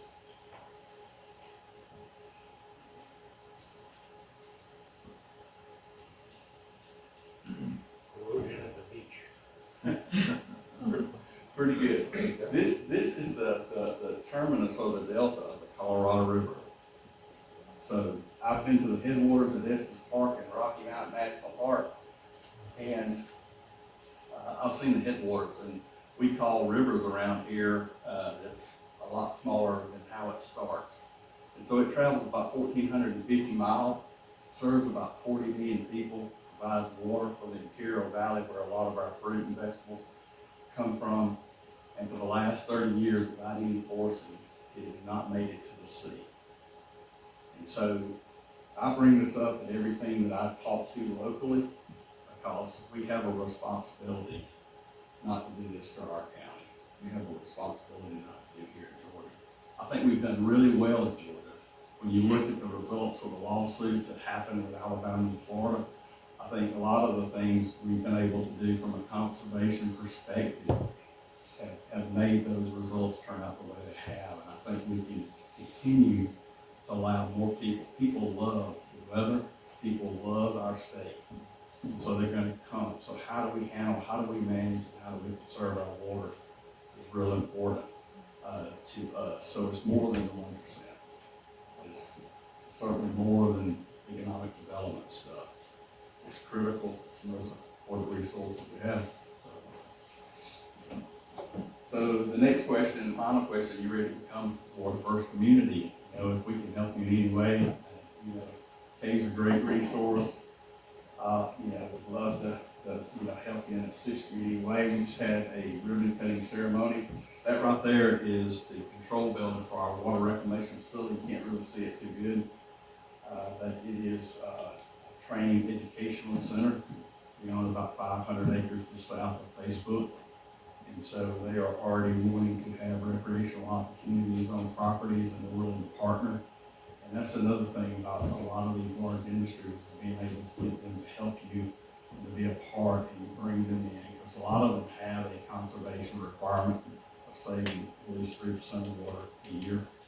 Whether they do it or not, time will tell. But anyway, any questions or any thoughts? I appreciate you letting me come. I know I'm from the other Georgia, but I love South Georgia. I love our state of Georgia. And so, you know, it was a good ride. I got to get away for 2 hours and 45 minutes, you know, hands-free and talking. So, yes, ma'am. So, within the county, can you go back to how many cities that works and how large those cities are within the county and how diverse from size they are? Covington's county seat, about 16,000 people. And then you have Mansfield and Newbern, which are our smaller communities that are really, you know, just a few miles away from all this growth that's occurring here. But, you know, the commission put conservation measures in place down there, anywhere from 400 to maybe 550. Then you have Porterdale and Oxford, which border on Covington. Porterdale was one of the original Osprey Mill bib manufacturing towns, planned communities. I remember it well. It was when the bib was taking care of everything. It was a beautiful community. Now it's in very great repair. Probably 600 people. And then Oxford is home to Little Emery. They have a 2-year campus there on site. At Oxford, it's more financially astute, for lack of a better term. They have about 900 or so people there as well. And so the rest is just unincorporated. Our whole county is 116,000, somewhere around there. Like I said, when I came into the world, it was about 12,000 for the whole county. And so because of this collaboration, those small communities that are 400 or 500 get that WaterFirst designation. And Mansfield just came to us and got that designation, but also the prestige of being WaterFirst with that collaboration. Yeah, Mansfield got about 900,000, 974,000 on their package plant that they work off of. And, you know, we partner up with all of them, trying to help them through some of that. Principal forgiveness, I mean, we got a loan on the tank back in 2009, $1 million worth of forgiveness there, so it's not unattainable for larger utilities. So certainly put your name in the hat. Hopefully it works out good. But yeah, our little cities, you know, we really work hard, and that is a big concern for us because, you know, as they failed at Porterdale, and then you grew up in Porterdale.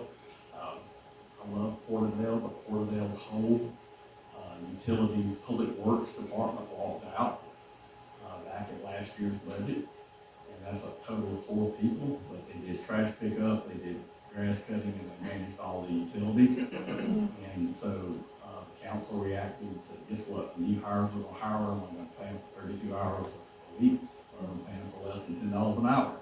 So can you imagine managing the water system with those kind of dollars? And so it's really important that we have and come to assistance in a lot of that, and they dug their way out of a hole.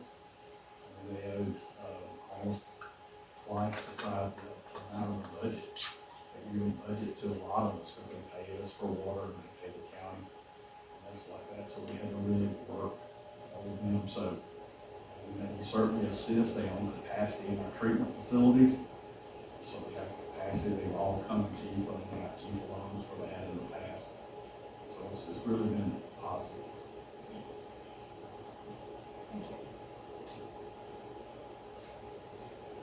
Any other questions? Well, And I had a schedule of behind schedule. You're good, you're perfect. We'll do the adjustments that's needed. But I know. Kay one. Oh, yes, Kay, you wanted to say I something. just can't read this up. I'm from Howard, by the way. Everybody knows where that is. It's not too far from here. But I have to tell you a Will Harris story, the guy from Lubbock. Because what it does is it ties all the people in this room together with what Mike talked about our water supply. You know, we have county boundaries, but we're inside the state of Georgia and so forth. And water systems go, we have water wars and so forth. And GEFA looks at everything from a whole. But I was in a meeting, there were 7 people in it at a big law office in Atlanta. And we were there to speak to a guy who has what they call a think tank. Imagine going to work every day and get paid a fortune to think. That'd be awesome. But he was there to help legislators figure out how to solve this issue of 2 Georgias, which Mike mentioned. That means lots of population, lots of federal money, so forth, and then everybody else. And so everybody around the room spoke a minute. It was somebody from the Langdale Corporation. There was down in Valdosta, Georgia. There was Will. It was me who ran something where people came together and talked to each other. There were a couple of other large association type people there. When I got to Will, I told y'all, he's just the most charming individual you'd ever want to know. And like many of you in here probably, he doesn't pronounce an R. There are no R's in his language. So he sat back, rolled his sleeve up a little further, and he said, "Whoa, I don't know much about meetings like this, but I, for one, love 2 Georgias." And everybody was watching him. We down here in South Georgia, we are known for providing food, fodder, and fun for all of the ones in the second Georgia who can afford to come get it. So what I'm saying is we're all in this together, and it was never said better than by Will Harris from Boston, Georgia. Thank you, Kay. That was a great presentation. He found out I was from Mercer. He said, "You're bad." Yeah, I am a Mercer there. Anyway. So, any more questions?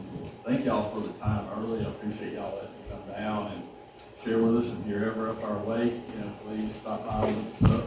I'd love to show you around. And, it's been amazing 26 years watching our utility grow up and to change and to know that, we still have, where we're working right now with Meta and Decatur and now Rivian, we still have 7,000 acres grad certified mega sites in our area there. So we still have a lot of property in our county, about 290 square miles, and both on the east and west side. I-20 bisects the county, going to Augusta.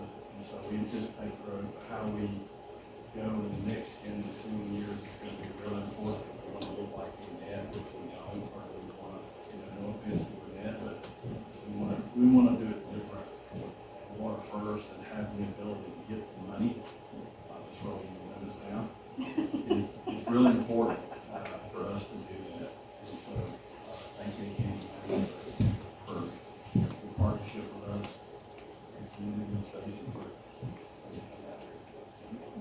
Thank you for coming. We wanted to get into WaterFirst for a number of different reasons. You can see them here. You know, we want to be good stewards of public resources. We want to make sure that we leave the community better for generations after us, all that type of stuff. What we had coming at us and what we had coming at us was significant growth. And we were really, we'd like to say we're prepared for it, but no one really ever is. So I think we were caught off guard. You know, it seemed like one January we were sitting there talking about, yeah, you know, we probably need to start looking at expanding our sewer line network over here, maybe a new wastewater treatment facility, I don't know. And then the next January, you know, it's just kind of running wild, and we're trying to figure out how we're going to do this and feeling like we're just kind of playing catch up, which I guess in local government we always kind of feel like we're playing catch up. But being a WaterFirst community does allow you to think comprehensively about where you are with your utility service provision and start planning and putting into place structures, frameworks, whatever you want to call them, to make sure that you're able to manage growth and manage it appropriately.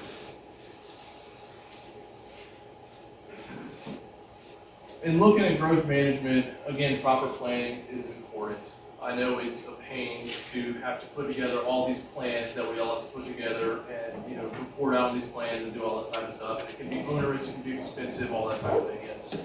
But it is good to have those, and hopefully you have the leadership and the staff in your organizations to be able to put together a plan that's actually worth a damn, and then working on that plan and implementing what's in that plan. I know the whole, what is it, we all talk about local government, just put a plan on the shelf type of thing. You know, you certainly don't want to be doing that. Setting expectations for the development community. I mean, it's every day that we have a builder, a developer, you know, business interest, some sort of whatever, in City Hall, raising Cain about this, about that. Why can't we extend sewer out here because I want to build a super dense residential development, I can't do it without sewer, you know, all that type of stuff. I mean, it happens all the time. You just have to have the fortitude as an organization to make sure that you're setting proper expectations for them, and that you're not allowing the demands from the development community to guide what you're doing, and that you handle it the other way, and that you're putting together plans and a framework and a vision for your organization that guides development. And I think if you do it, you know, all above board, you know, allow public input, all that type of stuff we love to do, then they'll have buy-in to that. They'll kind of understand.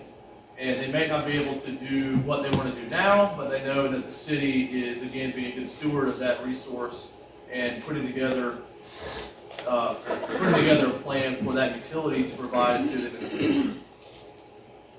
Of course, being proactive, I don't really need to go into all that. And accountability.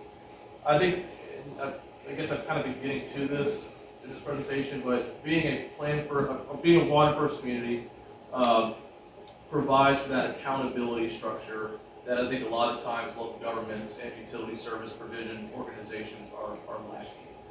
Because it makes sure that you're sitting down, you're paying attention to what needs to be paid attention to, that you're visiting it on a regular basis, and that you're doing what needs to be done to put yourself, you know, in the upper echelon of communities in the state that are providing services and utilities to the public.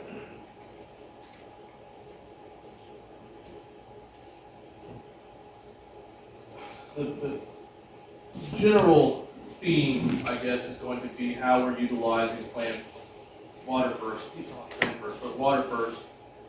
as a methodology in which to manage growth in our community, because that's exactly what we do. Is we have this WaterFirst designation. It was something we worked very hard on the front end, and now I think we're reaping the benefits associated with that. And it's allowed us to absorb and manage growth in a way that's favorable for the community.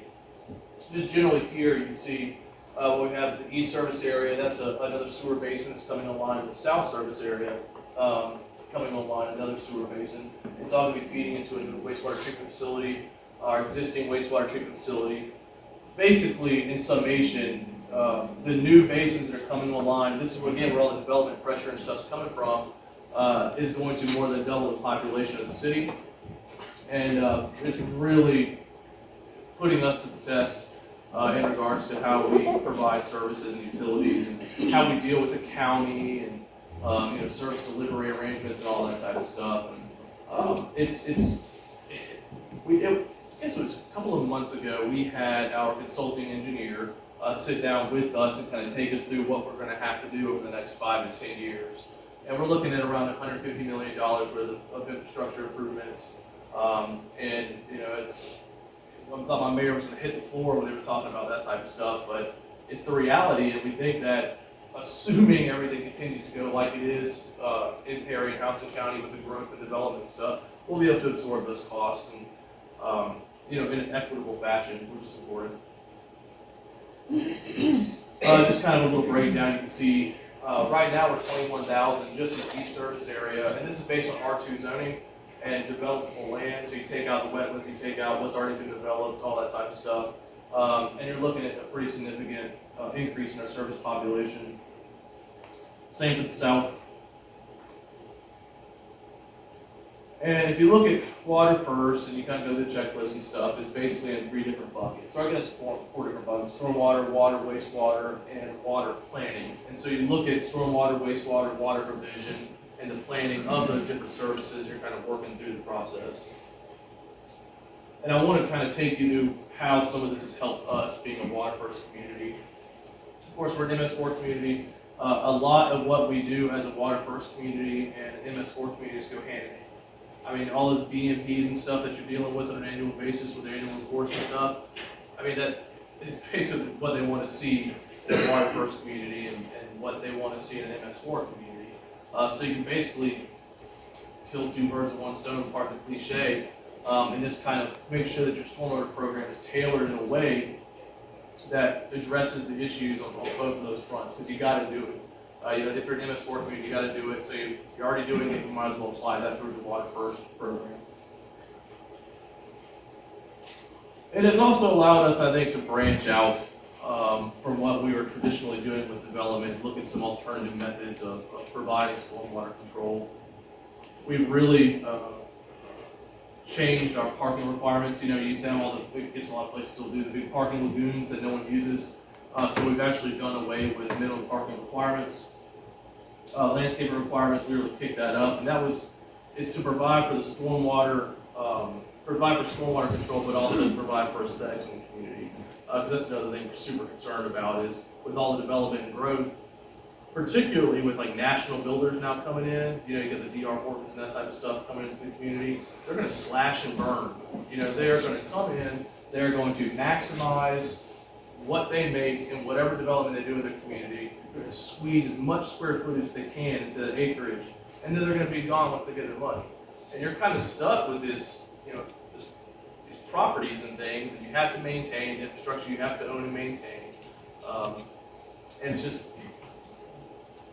I don't want to rag on the national builders and all the development community, all that type of stuff, but you know, they're in it for themselves. And you want to make sure that you're putting into place standards and guidelines that provide you all with the community that you want to see, and not with the development the community wants to give you, if that makes sense. And of course, the joint comp plan that we do with the county and other cities, and our strategic plan, all of the plans that I mentioned earlier, you know, there's a lot of stuff in there pertaining to water provision, wastewater, stormwater.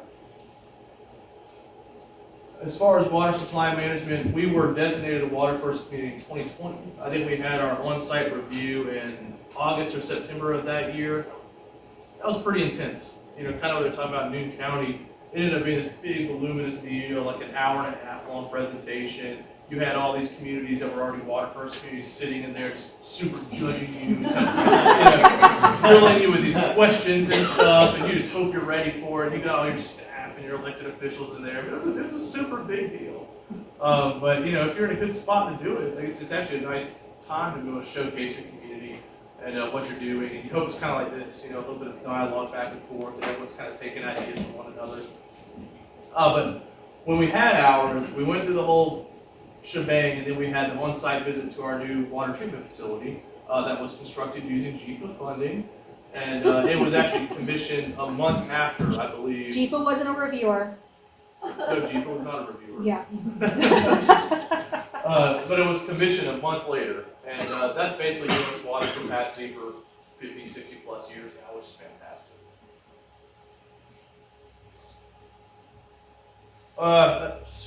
something now that's happening, because I showed you the east basin, the south basin, the sewer basins coming online. We obviously have to provide utilities in there, but we're also getting a big pickup, what we call west of 75, out towards like Fort Valley and stuff. That's where a lot of our industrial area is. Nothing to the level that Newton County's been able to do at Stanton Springs, but we just had a big announcement of Jack Link's food processing facilities to be coming to town. That was a bit of a negotiation. They do have pretty significant utility requirements. And it's actually going to tap out the entire city west of 75. So now we've got some work to do. It's fine. You know, I think we'll be able to absorb it okay. There's just a couple of bottlenecks going into the interstate, that type of thing. But there are some water pressure issues. And so right now we're planning on an elevated tank somewhere around here.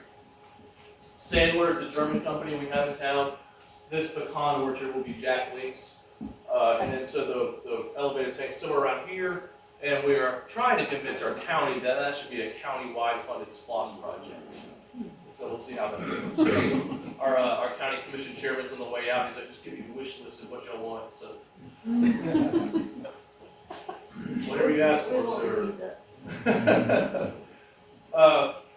Wastewater management has been the big thing. Again, this is how these developments and stuff get the density that they really want to see. I'm really super torn on like dense development stuff. You know, sure, I think a lot of people would like to have larger properties and all that type of thing, but I think the market to a certain extent is driving a lot of the dense development. And I'm trying to convince myself that it's the market driving dense development and not there's building dense development, so that's what the market is just going to take. I don't know. But with that, we have to provide sewer service, and we also have to construct a new wastewater treatment facility up there.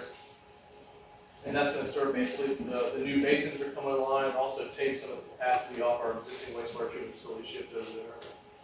Big project, we're looking at about $50 million. And that's when that 1% interest rate reduction gets to be big time bucks like they were talking about, in huge savings. So again, if you are looking at doing this, the interest rate reduction is just worth it in and of itself. Doesn't save us a whole lot of money. Like you're talking about, it's a whole lot of pipe. And we put together a wastewater master plan to kind of guide us in the right direction. That's where that $150 million figure came from, and my mayor was like, what the hell about? So that was just another thing that we needed to have in addition to our other plans that make sure that we are doing what we need to be doing as a city. Lessons learned is probably the stuff you're actually interested in. I guess plan sooner. I mean, I know everything takes forever. Start working your way through that checklist and start making sure you're showing substantive progress towards those items. Don't act like you're going to come in and rush an application and get that stuff to GEFA, or if it somehow gets past GEFA to the review board, and they're not going to call you out on that because they will. You have to make sure that you're actually doing what you need to be doing, put the time and effort into it. You might have to spend some money, that type of thing. The growth goals, and I think as a community you have to be realistic about what you're going to do, what you can do. One of the things we actually did recently was, and a lot of cities are like, what are you doing? You know, the service delivery wars that a lot of cities and counties get into, right? We just kind of looked at ours, it was super big. I mean, our city's 28 square miles basically. Our service delivery area is like 100 square miles. We're like, we just don't want to grow that big. We don't want to provide services all over the county and stuff. So we actually seeded recently, and the other cities and county agreed to it, about 30% of that to the county. And that's kind of down the Elko way. It's actually a small unincorporated area that was kind of had rumors that they were going to incorporate and start providing services themselves or whatever. But you have to be realistic about what you want to do as a city or an organization. My apologies to the county's authorities. Learn from each other. That's what we're doing here today. It's super important. Feel free to just call around. I think everyone's super helpful about this type of stuff. I think when it comes to utility service provision and those types of things, that's probably the most helpful, close bunch of folks in local government that are super willing to help at all times. Technology is important.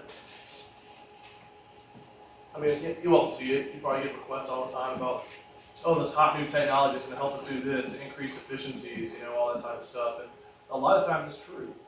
So you need to be really keep an eye on the technology available to you to allow you to, at least calls like a force multiplier, I guess employment multiplier, whatever, to where you can do the work with a couple of people and platform.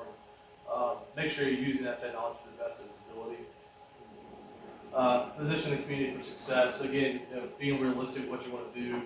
And then financial challenges, going back to what Mr. Hester brought up earlier, there are times you're going to have to invest money in order to get your community to where you need to be. Fortunately, I think after our sessions here with Byron, they're going to talk about some of the funding sources available to you all as communities. Kind of ran into a bunch of stuff, I know. I'd be happy to answer any questions you might have. Thank you. I have a question. What was the hardest aspect to you in the whole process and to become designated? Like, what was the biggest challenge, I guess, is if you could point to one thing?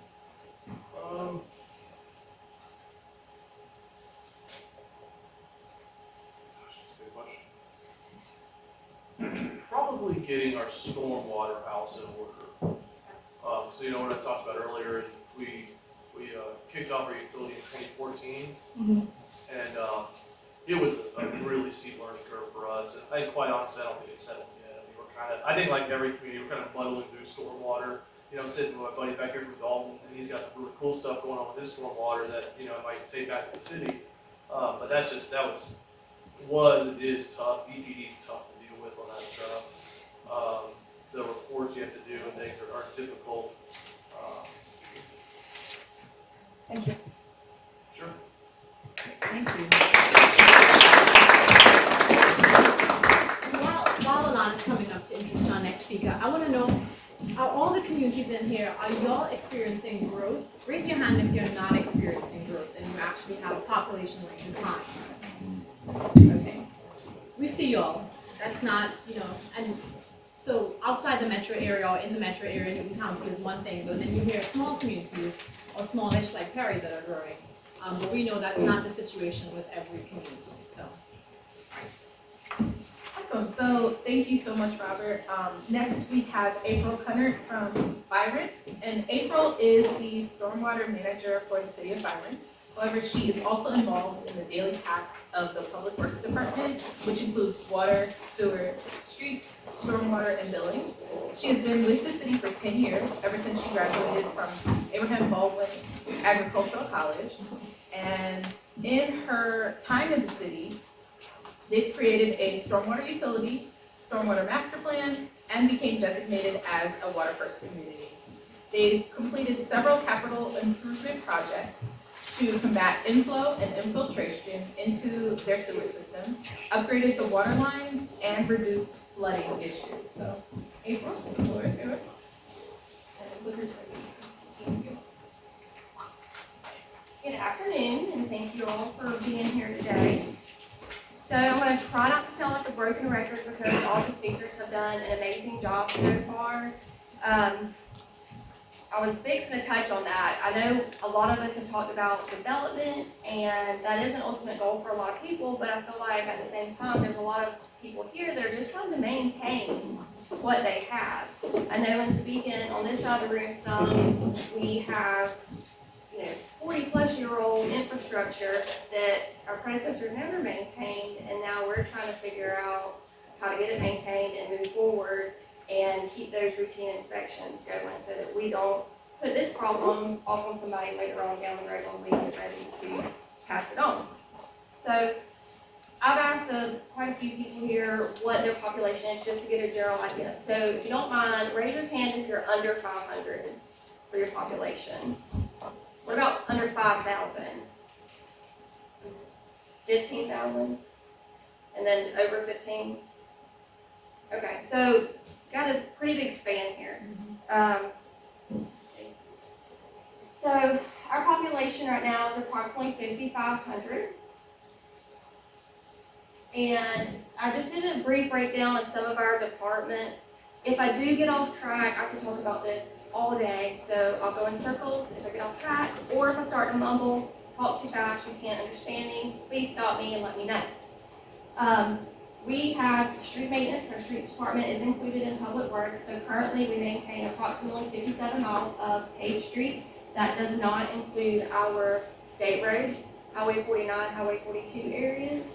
As you can see, we still do some paper logs. We try not to have too much paper documents, but we do have to do that sometimes. Our sanitation services, we contract with Waste Management, and we currently have about 2,000 residential and 68 commercial accounts with them. We established our stormwater utility in 2017. I actually put it into play the 1st of 2018, which is about when we started our WaterFirst journey.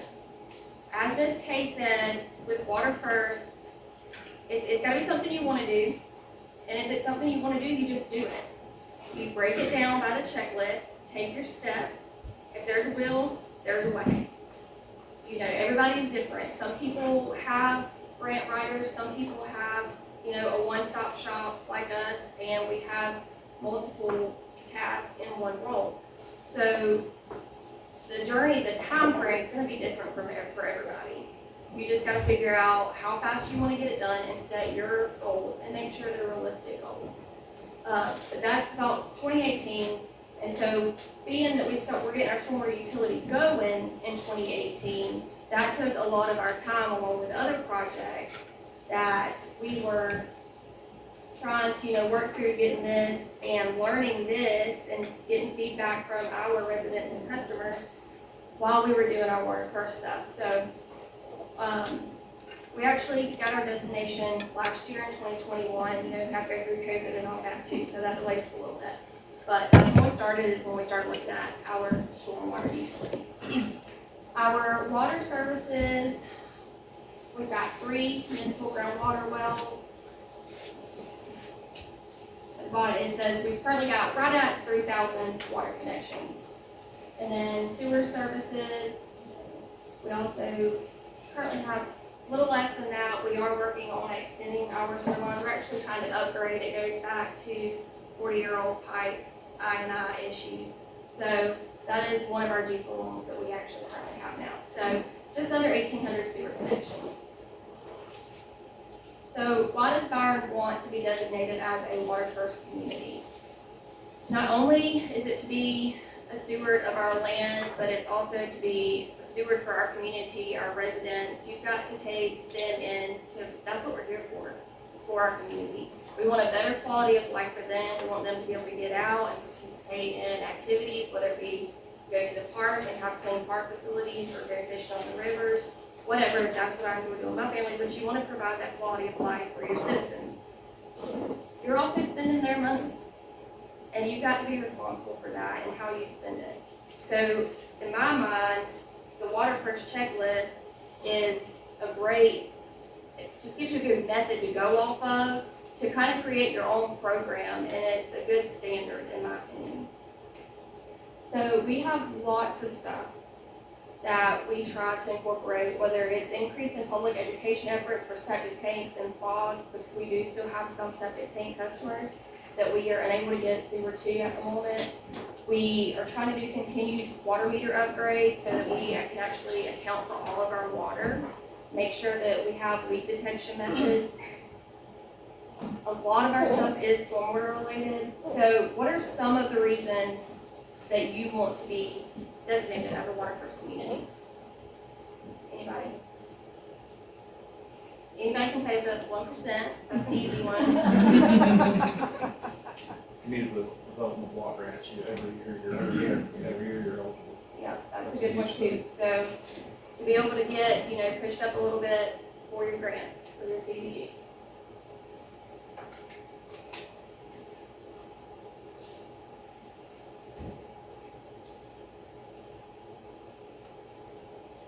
Talking about the checklist, we've talked about the 9 components of it. Correct me if I'm wrong, Amanda, but in my mind, we're all here to work together. That's why I love WaterFirst. We've created our own community in a sense. We're here to rely on each other. There's no need in recreating the wheel. If you know somebody that has similar goals, that you do reach out to them, say, hey, can you send me what you have? Look at it and take it and apply it to your system. So that's one of the big things, I think. And then partnerships are huge. Whether you're in, I know one of the things on the checklist is a watershed assessment. Well, we're part of, even though we've done ours, we're part of the Middle Georgia Oklahoma region. So they've done a watershed assessment.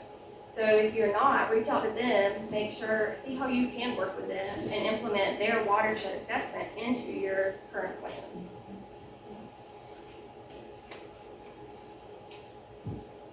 All right, so we got designated last year, like I said, our first GEFA loan where we were able to get our 1% reduction was awarded in November, the November board meeting, I believe, towards the end of the year. Sounds good. So the purpose of this loan was the project is to rehabilitate the stormwater conveyance system and related items.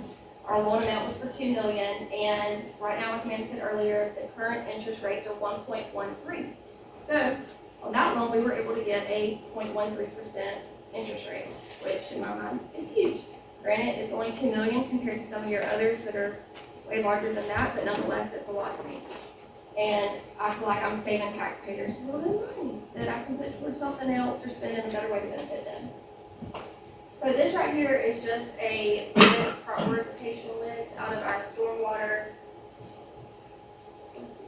our stormwater master plan, which we are currently in the process of updating. We've completed quite a few projects, so we're taking the time to reevaluate what we've done and where we need to move forward. In this loan, some of the projects, this is going to be a stormwater drainage improvement at London Drive and White Road. We have some pretty significant stormwater issues in Byron, a lot of which we've already taken care of. This right here on the, let's see, a lot of this is going to be ditch line work that we've got to do. The ditch is essentially filled in over time, the pipe's too small, and we are doing a lot of detention, like regional detention areas. So that was our first project that we did, and that alleviated the top picture. So that's actually one of our pictures where one of our shopping centers was underwater. So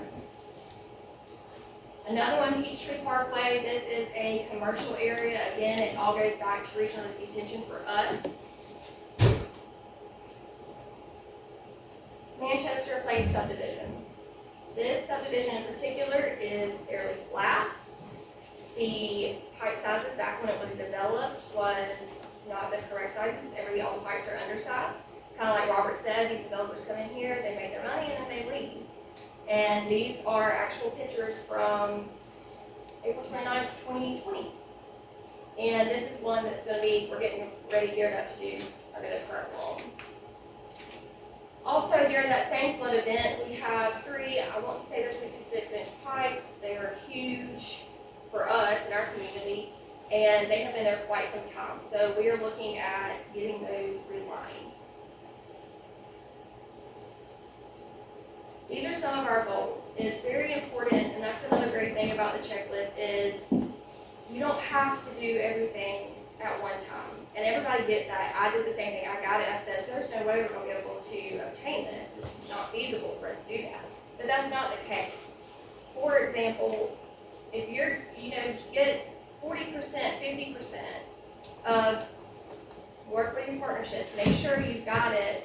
And, okay, well, we've already done this, and go ahead and submit your application. Get the ball rolling. Amanda and the other staff have been great. Anytime we reach out with an email or a call, they answer. And they're just super helpful.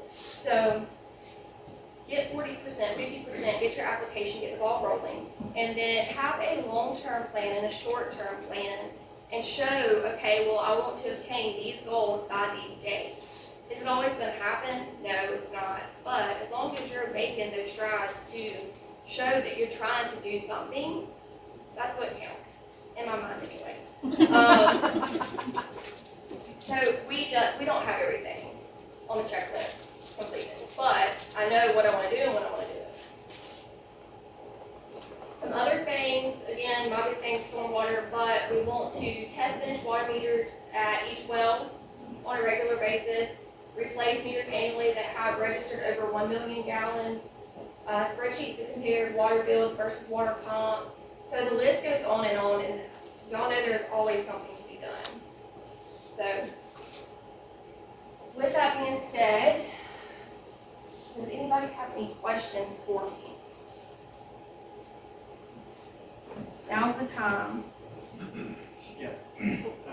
Forgive me, I'm not the most informed on this topic, but similar to for using federal funds like the GDOT, there's there are requirements for like lab certification, local assistance projects certification. Is there something similar to that for these type funds? I mean, is there a certification requirement for that? If I'm understanding your question correctly, I think the answer is no. But I will find out. I'm pretty sure the answer is no. Yeah, there's no like certification that are needed in order to put in the application. Yeah. What are some of you finding to be your biggest struggles? Getting our staff on board. We don't have to worry about other communities, it's just getting everybody at the table and coordinating together. Everybody knows their job, and it's trying to get everybody coordinated and on the same page. And that is very true. You have to make sure everybody's on the same page, and you have to have a supportive either mayor and council or commissioners, either way. Well, April, can you speak about bringing in the younger folks to come in and help with some of the assessments? And someone came and spoke during y'all's presentation and gave a really cool presentation on how they assisted with getting the WaterFirst designation. So we had two speakers that came in. One was our engineer. She actually did a virtual tour because part of your presentation is a tour. COVID's still going around. We don't have any large facilities because we send our wastewater to another facility. But so one of our engineers came in, did a virtual tour, and also we do storm drain tagging every year with local 4-H kids or Boy Scout, whoever wants to come in and do it. As part of our stormwater utility, because we're an MS4 like Perry, and she came in and gave a speech on the importance of storm drain tagging and pretty much what it meant to her. It was awesome. It was really cool. So we have 4-H students are awesome. I'm not biased when I come to that. That was 4-H. Kids are awesome in general. So anytime you can bring the kids in and help educate them. I know in years past for help, we've got Mercer right up the road. So we got some interns for summer when they were out to help us do some easement, map our easements, get a list of our easements together. The possibilities are endless. You just have to know the right people to ask, and I feel like a lot of those people are in the room. You just gotta know what you want and go after it. So 1 foot forward at a time.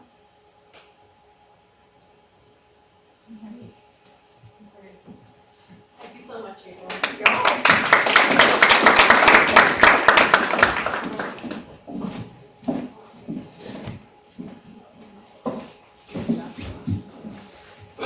All right, so just to facilitate things here, Alana's going to introduce some of the funders next, right? If we move to the next slide, there's something called the Georgia, slide 12 actually. All right, after this one.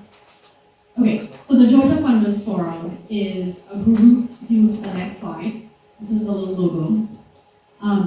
It's staff from different funding programs that get together about once a quarter. Again, this sort of partnership thing, right?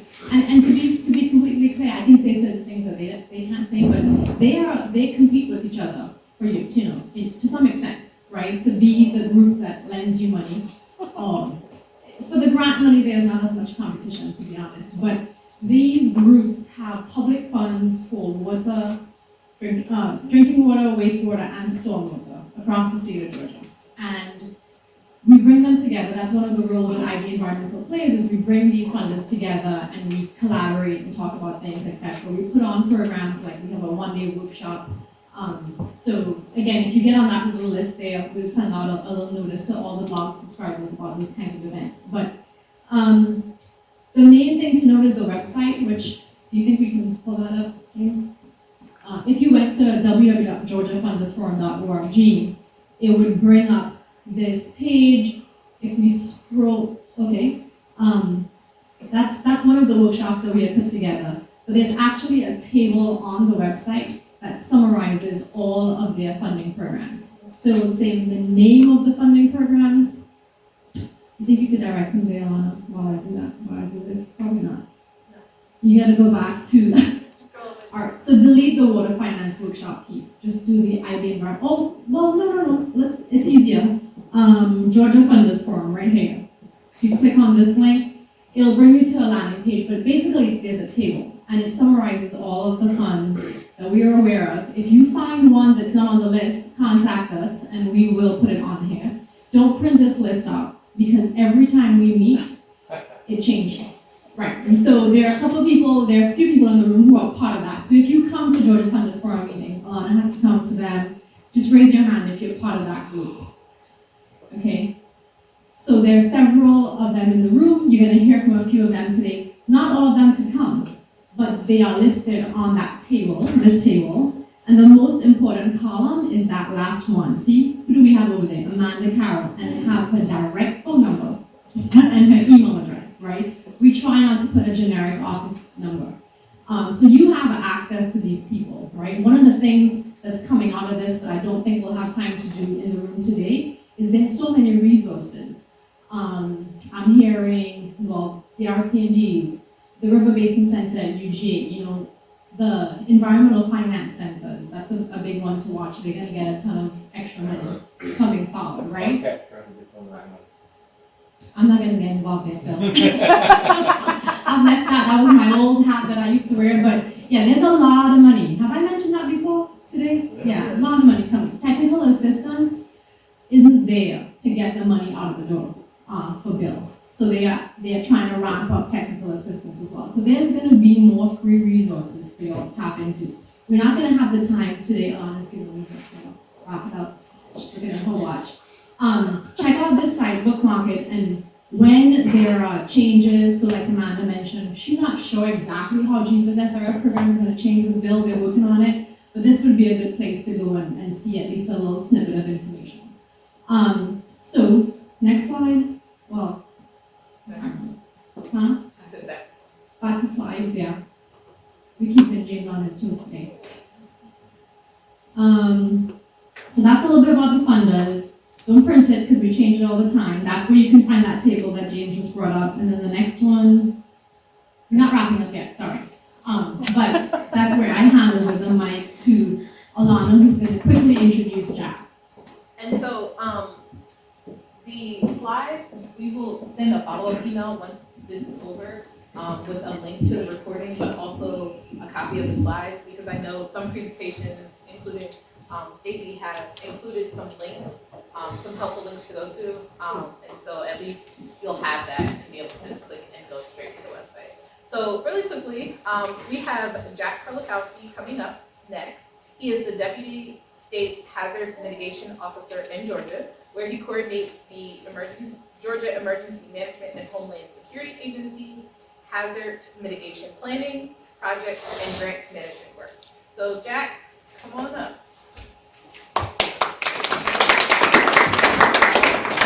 I will be short and sweet, but I do believe in radical transparency in public service. So Mike came up with his shirt because y'all had, had the kind of the emblem put on there. So I had a shirt here as well, but it was just because I knew I was wearing white and we were eating barbecue. So I brought that up, and it looks like I came through clean. So exactly. So, Georgia Emergency Management, Homeland Security Agency, probably some familiarity in different points.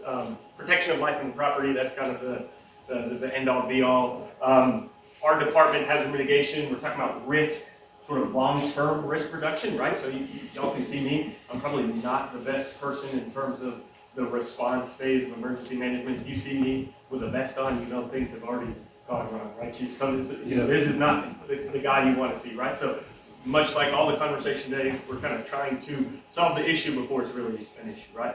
I like trees that fall in the woods and no one's there to hear it, right? Because that means it didn't fall through a building. So I do want to be sort of short and sweet, so my contact information will be here at the end. But sort of one difference, perhaps, versus what we've been talking about today, we've been talking about a lot of finance, if you will, today, interest rates and loans. For the most part, we're a pass-through agency for grants. As Mike also said, there is no such thing as a free lunch, right? So when we say, hey, 25% match, 75% federal funds, for example, something like that. You know, and maybe on paper that says, hey, that's so much better than a loan, why wouldn't I do that? Well, there's always some fine print, right? Typically, that's going to be a lack of flexibility, and it's going to take longer, right? So my note here, I would encourage you all to shop around, right? Whatever is kind of the lowest cost of capital to you, whatever is the most flexible, if it's a project that's a perhaps nice to have versus a need to have, then maybe, you know, going a grant route through someone like us might make sense, right? If it's an immediate need, maybe it's not the best option, right? I'm just sort of, I want everyone to make informed decisions, right? And so please give me a call following up. This got skewed a little bit, but what I was hoping to get at here on the bottom line, we refer to these as community lifelines. So these are essentially what your community is going to need at any given time to offer sort of basic quality of life.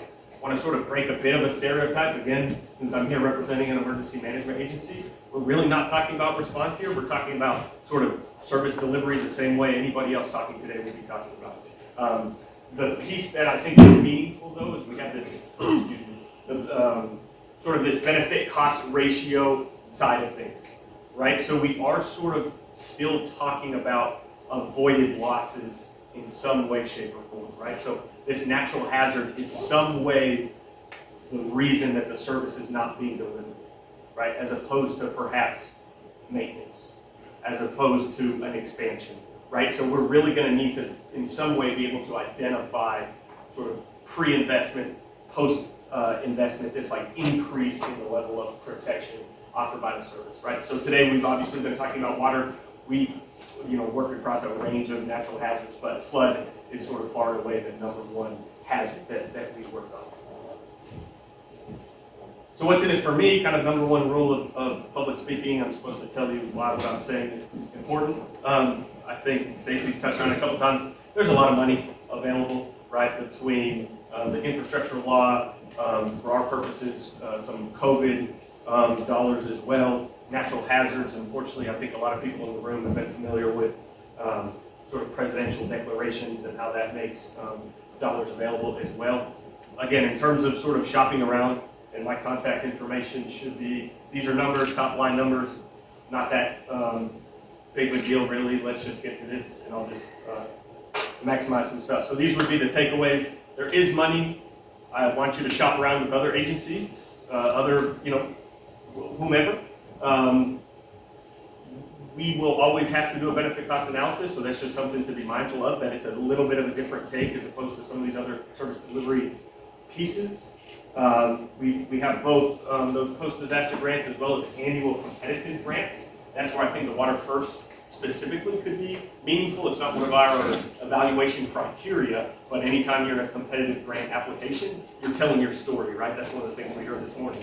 So anything that can tell your story, because we're playing first, because we're WaterFirst, that gives us more ammo, right, as we're building up this competitive grant. And in many times, for our purposes, that's a nationally competitive grant, not even just, you know, within the state.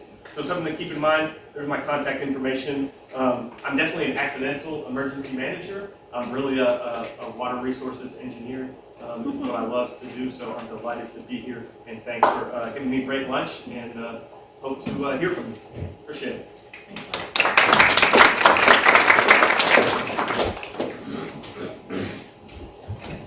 Great. So the next funder that we have coming up is Tisra Dozier.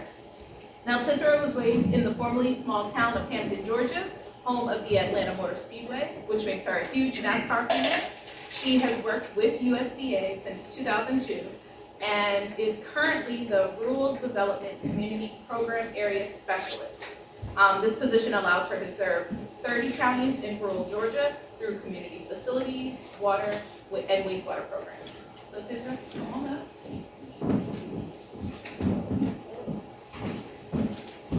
Good afternoon. I know I'm going to try to make it short and sweet. I'm between y'all and that door.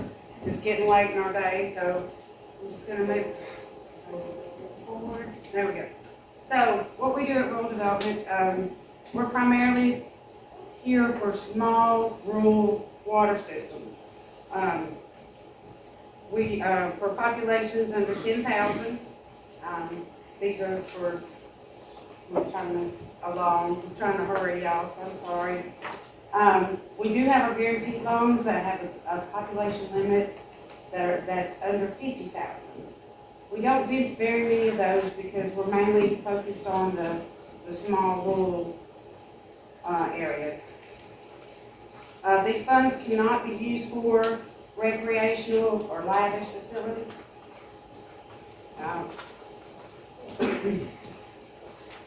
These, we do 100% of the eligible project costs, and I am freaking out. I'm so nervous, I'm sorry.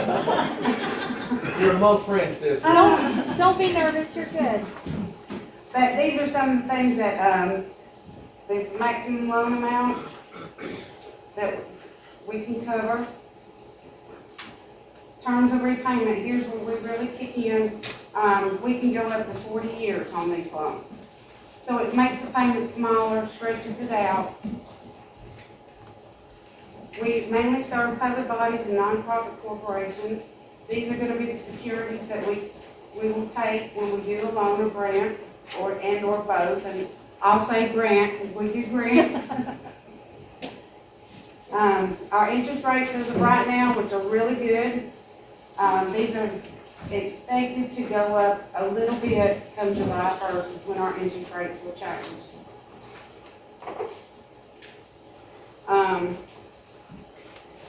We're going to be looking at, I'm going to show you this. This is our allocation for this year. So you see there is a lot of grant funds there to aid with, go along with the loans to get the project that y'all need to get done.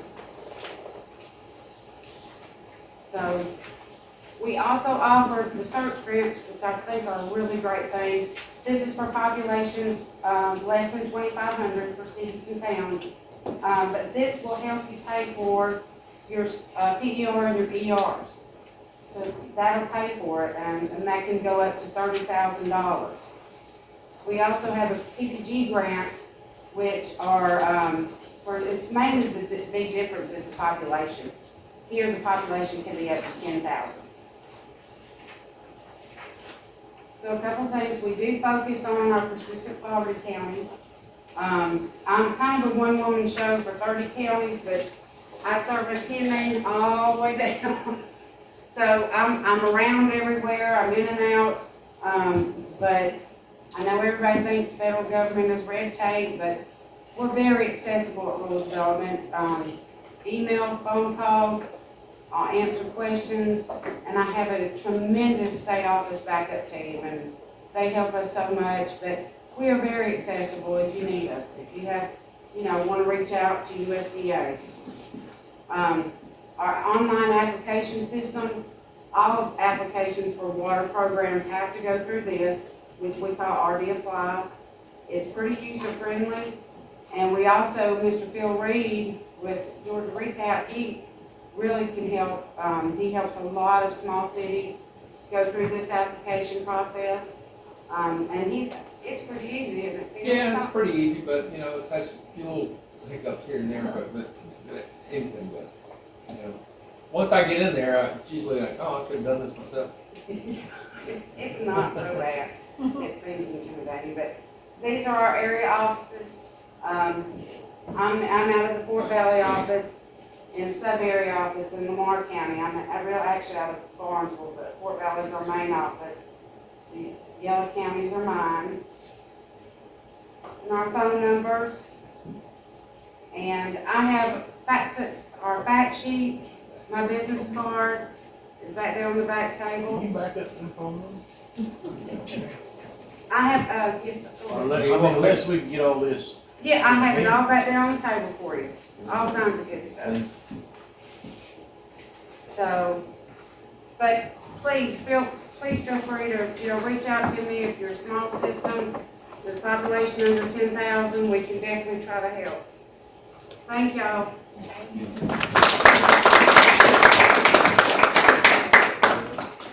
And while Alana's coming up to introduce our last speaker, Barbara, I just want to remind you, so when Amanda talked about GEFA's program, before she started talking about WaterFirst, remember there were about 8 or 9 slides talking about an overview? That was kind of her her piece here. So we won't have her go up and repeat the slides, but just trying to put the picture together for y'all, right? Hopefully we're not confusing you.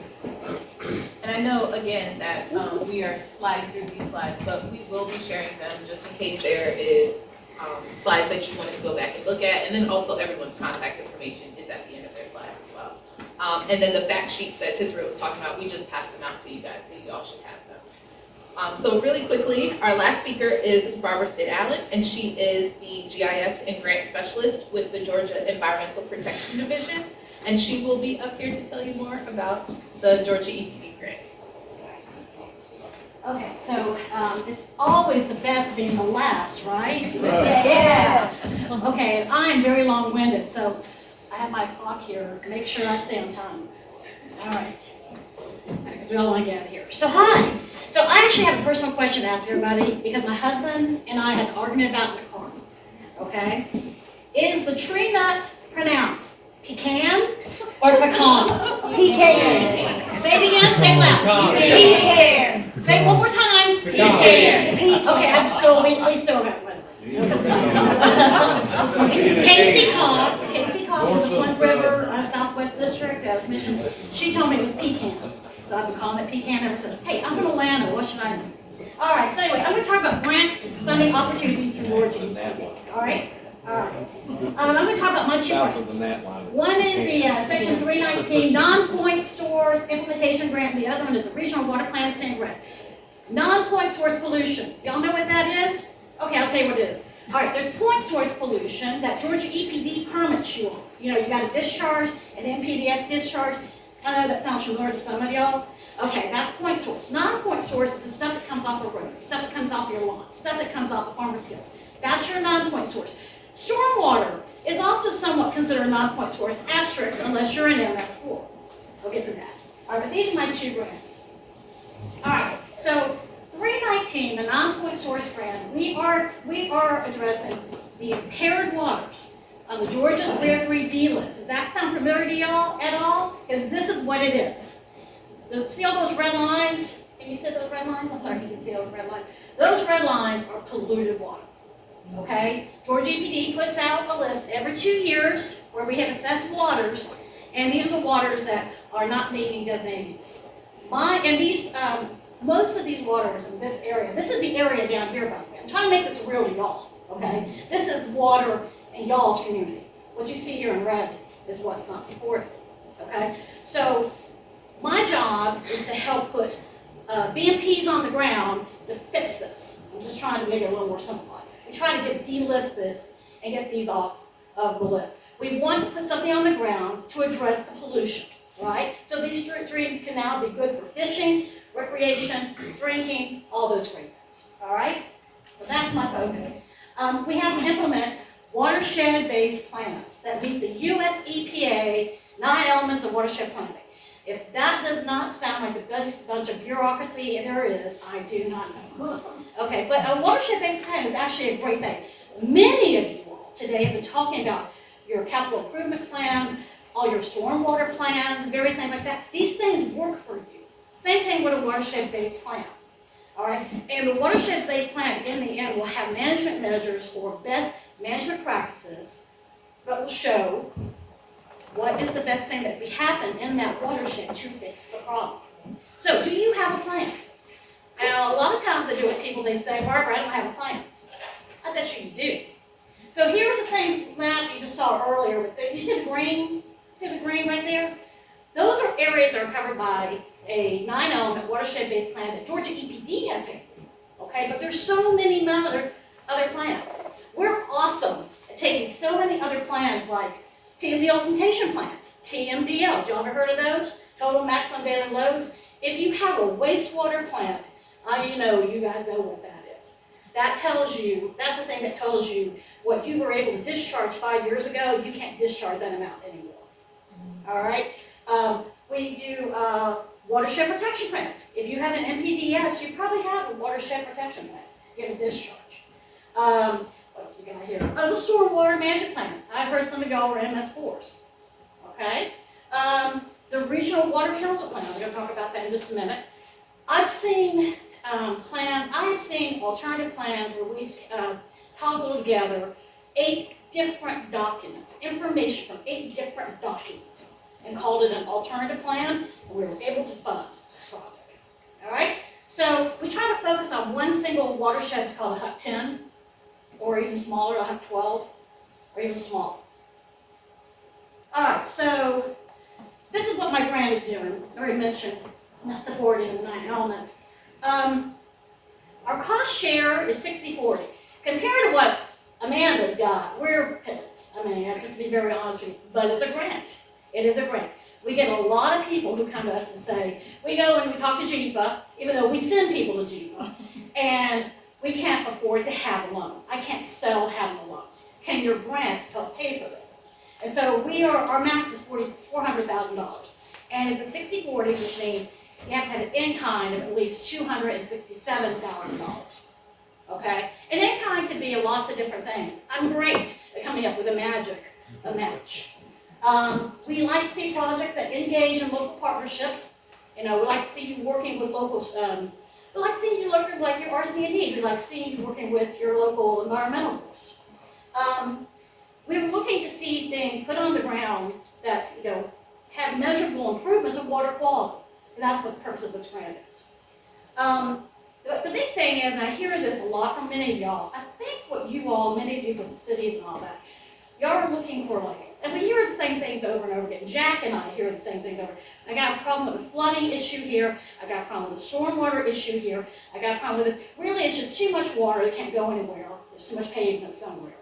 Okay, so my grant, we actually will fund what's called low impact development or green infrastructure. Y'all heard of that terminology, green infrastructure? Because if you have an MS4, you probably are very familiar with the Stormwater Management Manual. This is the Georgia Stormwater Management Manual, and these are the types of green infrastructure BMPs. Come on, holiday. Green infrastructure BMPs. There you go. These are the type of green infrastructure BMPs my grant will pay for. Okay? So these are some of the similar things I know Amanda's got. Now Amanda and Jack, they all have a lot more money. But this will pay for something small. Okay? As long as it's in your plan. Alright. Take a deep breath. Okay. Alright. So let's talk about the Regional Water Plan C grant. Who knows who your Regional Water Plan Council area is? Does anybody know? Oh my gosh, thank you. Seriously, does anybody else know that? It's fine, I know you actually. Okay. All right, around the state of Georgia, we have regional water planning councils that were set up actually by the governor. This was actually put in the state legislature. And we have a regional water plan that's updated every 5 years. Okay, we're about to update the one. And the one in this area is called the Lower Flint Aqueduct. Okay? All right. And so in that particular plan, there are management measures. And this grant will pay to implement those management measures. All right? And we're looking for stuff that are like critical information needs, looking for data. We do a lot of that. Preparing, distributing technical guidance, and then providing technical assistance. This is the most popular. All right. This is the Regional Water Plan Councils in the state. The colors you see are actually the major river basins, but those are the areas of where the council is. Some of y'all might be familiar with the Metro District. You always hear about the Atlanta Metro District. Basically, this is y'all's equivalent of that. But we're down here at the Lower Flint Aqueduct. So here's your plan. For those of you that are down here, this is the Lower Flint Aqueduct plan. And I can tell by some of the people, it's your faces, that some of y'all have never seen this before. I'm going to highly, highly recommend now is the time for you to become involved and become much more aware of what's in this plan, because the plan right now is about to be revised. And so it is in your best interest to make sure it reflects what's best for your community. Okay? So, again, what the C grant will do is, again, is a 60-40. The max is $75,000. That's nothing. But what this thing does is it pays for all things water. Doesn't matter if it's permit driven. The big thing we've been seeing lately has been communities that or become new stormwater communities or anticipate becoming new stormwater communities are using this funding to do their data assessment and inventory. That's gonna be required of the permit, okay? And the match of this is $50,000. And there is a 10% cash match, which kind of trips people up, but we can work around that. Again, you have to get the letter of endorsement from the council chair. You have to identify the plan, I just told you, Lower Flint, Lockheed. The letter of the council chair, that is A. Richard Royal. Are y'all familiar with A. Richard Royal? I think he's a former rep from this area. He is the council chair. He's very involved and has just been so supportive. Y'all have one of the better councils actually in the state, to be very honest with you. We're going to start accepting applications in July, okay? And we have a new application database that's going to be helpful and all that. But I want to say this one more time because I want to show this. This is the actual webpage for the Lower Flint Lockheed Regional Water Council, the plan, the updates that they're doing. Sign up for regional updates, please. Please do that. There's going to be upcoming meetings. They were in the process right now of revising the plan. So if you have not been involved, and if those of you who are maybe not be in this region, there are the other ones around you too, where all the plans throughout the state are being updated at the same time. Now's the time to be involved. Go take a look at it in Section 7 and Section 8 and Section 6. Go and look at those and look at those management measures. They're actually quite general, to be honest with you. And think about what pocket project you have. Julie and I know a lot about pocket projects. And come talk to us. We might actually be able to fund your study, your little, you want to put it in a trash trap, whatever. I mean, again, this will pay for all things water as long as it's in the plan. And that's it. I didn't do something. Okay, I went over my 3 minutes. I'm sorry. Anybody have any questions? And by the way, thank you for the Funders Forum. The Funders Forum has been around for 10 years now? Longer? About 7, I think. And the great thing about the Funders Forum is we all talk to one another. So if you come to me and say, Barbara, I've got a great project, I'm like, no, you don't. You need to go talk to Amanda. Or you need to go talk to Jack. Or you need to go talk to Jack. I mean, we do that. So thank you so much for coming. And we're here to help you.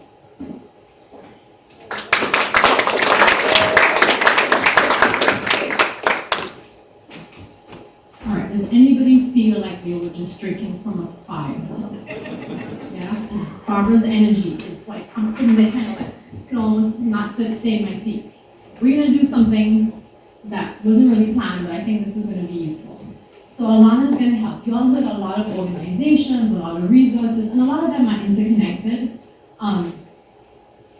So I have a little cheat sheet here, and we'll put this together with links to the different groups and send it out as part of the follow-up materials. But we also have a group in here, and I know we're a little bit over, but y'all went over on lunch too, so we can take 5-10 minutes to do this. In your community or your organization, what has been a good resource for you? So I'll start y'all off. Barbara just mentioned, just going off of Barbara's, the SEED grant, SEED, is one, right? That 319, well, you can call Barbara about the SEED grant. So think about a resource and maybe a contact person, so you have an image in your mind. So SEED grant will say Barbara. Georgia, well, you don't have to write the names, but that's a good example. The Georgia Funders Forum, that was another one that, like this last sort of 5 sort of presentations here were representatives of that Georgia Funders Forum. It's not supposed to be a secret. There's a website. We'll send that link out to you. So y'all go now. What has been a good resource for your community that we want to share with others? Regional commissions. There you go. Okay. All right. So I heard regional commissions. I heard RCAP, RCAP. And Phil Reed is the image for RCAP. RC&Ds, I want to give a shout out especially to, the Golden Triangle for hosting today. And this is an awesome facility. I was a little nervous because I've never seen this theater, but it was so nice. And Julie Shutters has been our right-hand person, so I just want to give you a shout out, Julie, for helping us with this theater. And they're a great resource, and I have to say, not just for water, right? So that's one. So do you have RC&Ds? Yes.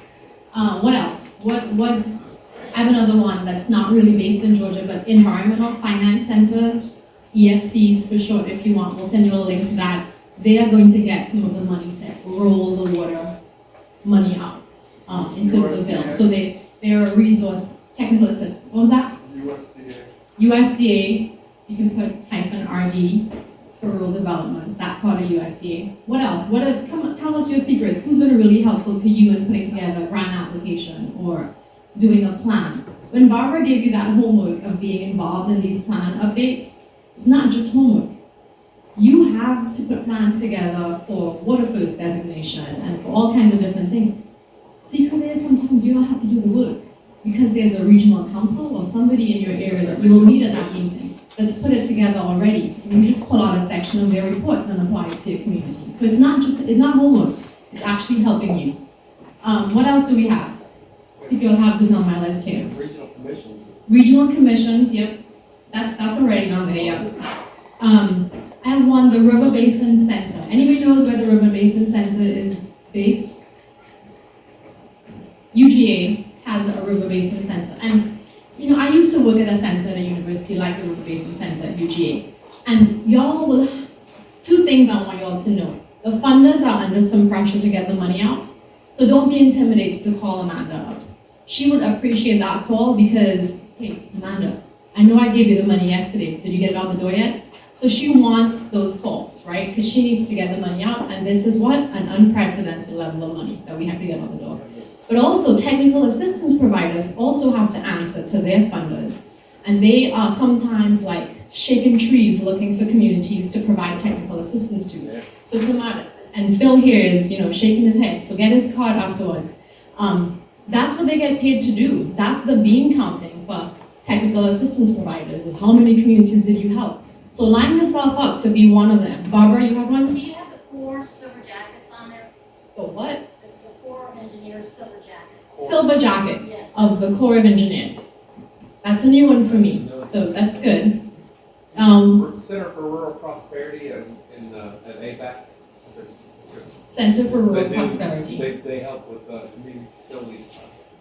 They help with community facilities, okay. I'll put Kay on the spot, I'll give her a second to think if there are any facilitation type groups that do similar work to you that might be looking to partner with communities. Center for Rural Prosperity. You might have to flip the page up, but we'll see. If any come to mind, let me know. Carl Vincent? Carl Vincent Yeah. Institute, so just put, for that one, CVIOG, Alana, that's a great resource. Yeah. Yep. And they have they're one of those universities that have a big public service arm, and that's what Carl Vincent does.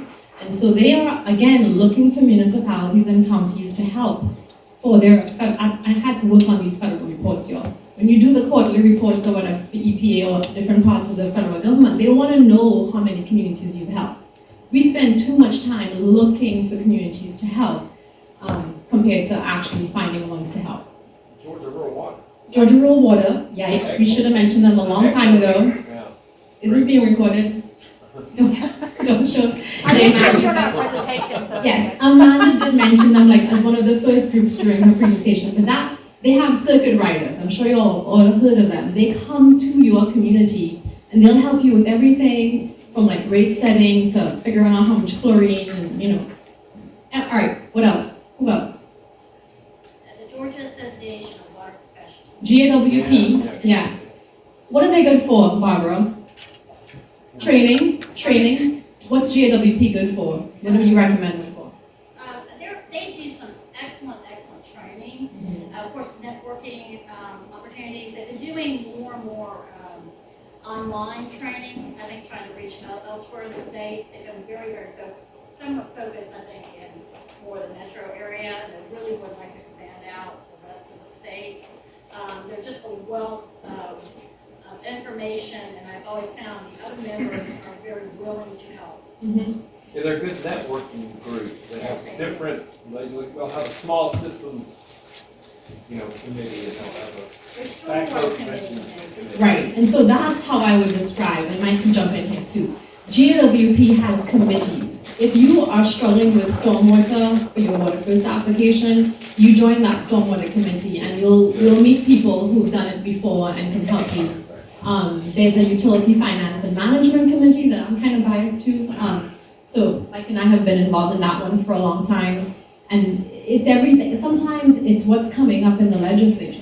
Like they keep tabs on that and they are like telling you, well, you know, they're thinking to make stormwater utilities look this way. And so, you kind of know what's coming on the pipe. All right. There's the one down in Carroll, Georgia Water and Wastewater. GWWI, which is related to GAWP, so you can bracket them together. But they do a lot of trainings, and they specialize in sort of water operator certification programs. Yep. All right. AWWA? I guess so, yeah. There's a Georgia section of Yes. AWWA. So AWWA, and we'll spell all these acronyms: American Water Works Association, and there's a Georgia section, which is very closely related to GAWP, but they're a separate organization. All right. ACCG and GMA. Excellent. Association County Commissioners of Georgia, ACCG, and Georgia Municipal Association. They'll do a lot of trainings as well, and they have some technical assistance too, I think. And DCA. DCA, Oh, yeah. Department of Community Affairs, just put DCA. All right, anybody else? Anything else? The Georgia Association of Floodplain Managers. Okay. All the time they were like the stormwater people, but they're really good working with FEMA and Jackson. Oh. Do they have an acronym? Can I put it there? She wants to write an acronym. Do they use an acronym? Just guess. GAFM. All right, and we're kind of getting into associations too, but the associations have conferences and they put together resources, etc. One that's important is GGFOA. Extra piece of dessert for anybody who knows what GGFOA stands for. Something financial. Officer something, yeah. Association, yeah. Georgia, no, I forget. GFOA is the national one. Government, I think. Finance Officers Association. So in Georgia, it's the GGFOA. But they have some good stuff too. GGFOA, yeah. Oh, okay. Yeah, go ahead. All right, she's kind of done with writing, but you're just stretching? Okay. So there are lots of, and this is kind of, ended up kind of scope creep here where we have a lot of associations, but they do have resources too, sometimes free technical resources. So we'll put this together for y'all, and that's a place to start if you feel like you just don't know where to begin with WaterFirst or applying for one of these loans or grants that y'all just heard from. And hopefully you find the funders to be very approachable and expect your calls. So yeah, don't feel free to reach out. Don't hesitate, to reach out to them. Don't feel free, yeah. That's it. It's a wrap. I'm done. Next slide. That's my cue. I think there's one more. All right, this is just my contact information at IB Environmental. We're in touch with a lot of these resources, and so y'all can always reach out to me too. But we will try to put this together in a list. So we'll take those pages with us, so we can do that, or at least take pictures of them. But otherwise, y'all have been a great participant group. I don't like to say audience, because audiences just kind of sit there, right? But y'all have really helped to participate, which made it more interactive and I think more useful for everybody. Thanks for sharing this brainstorm list. Thanks to the funders for presenting, and again for our hosts. And GEFA basically sponsored this workshop in a lot of ways, and 319 also pitched in, helped with lunch and that kind of thing. So we appreciate everything, and we may not be back here for this workshop anytime soon because North Georgia is really saying, hey, you coming out to North Georgia to do one of these? They're like, can we get through the one next week? And then we'll think about North Georgia. But yeah, we're happy to bring stuff to your part of the state. If you had to do that 4-hour drive, you're up next, I think. We'll come to your corner with the next sort of workshop. But thanks, everyone.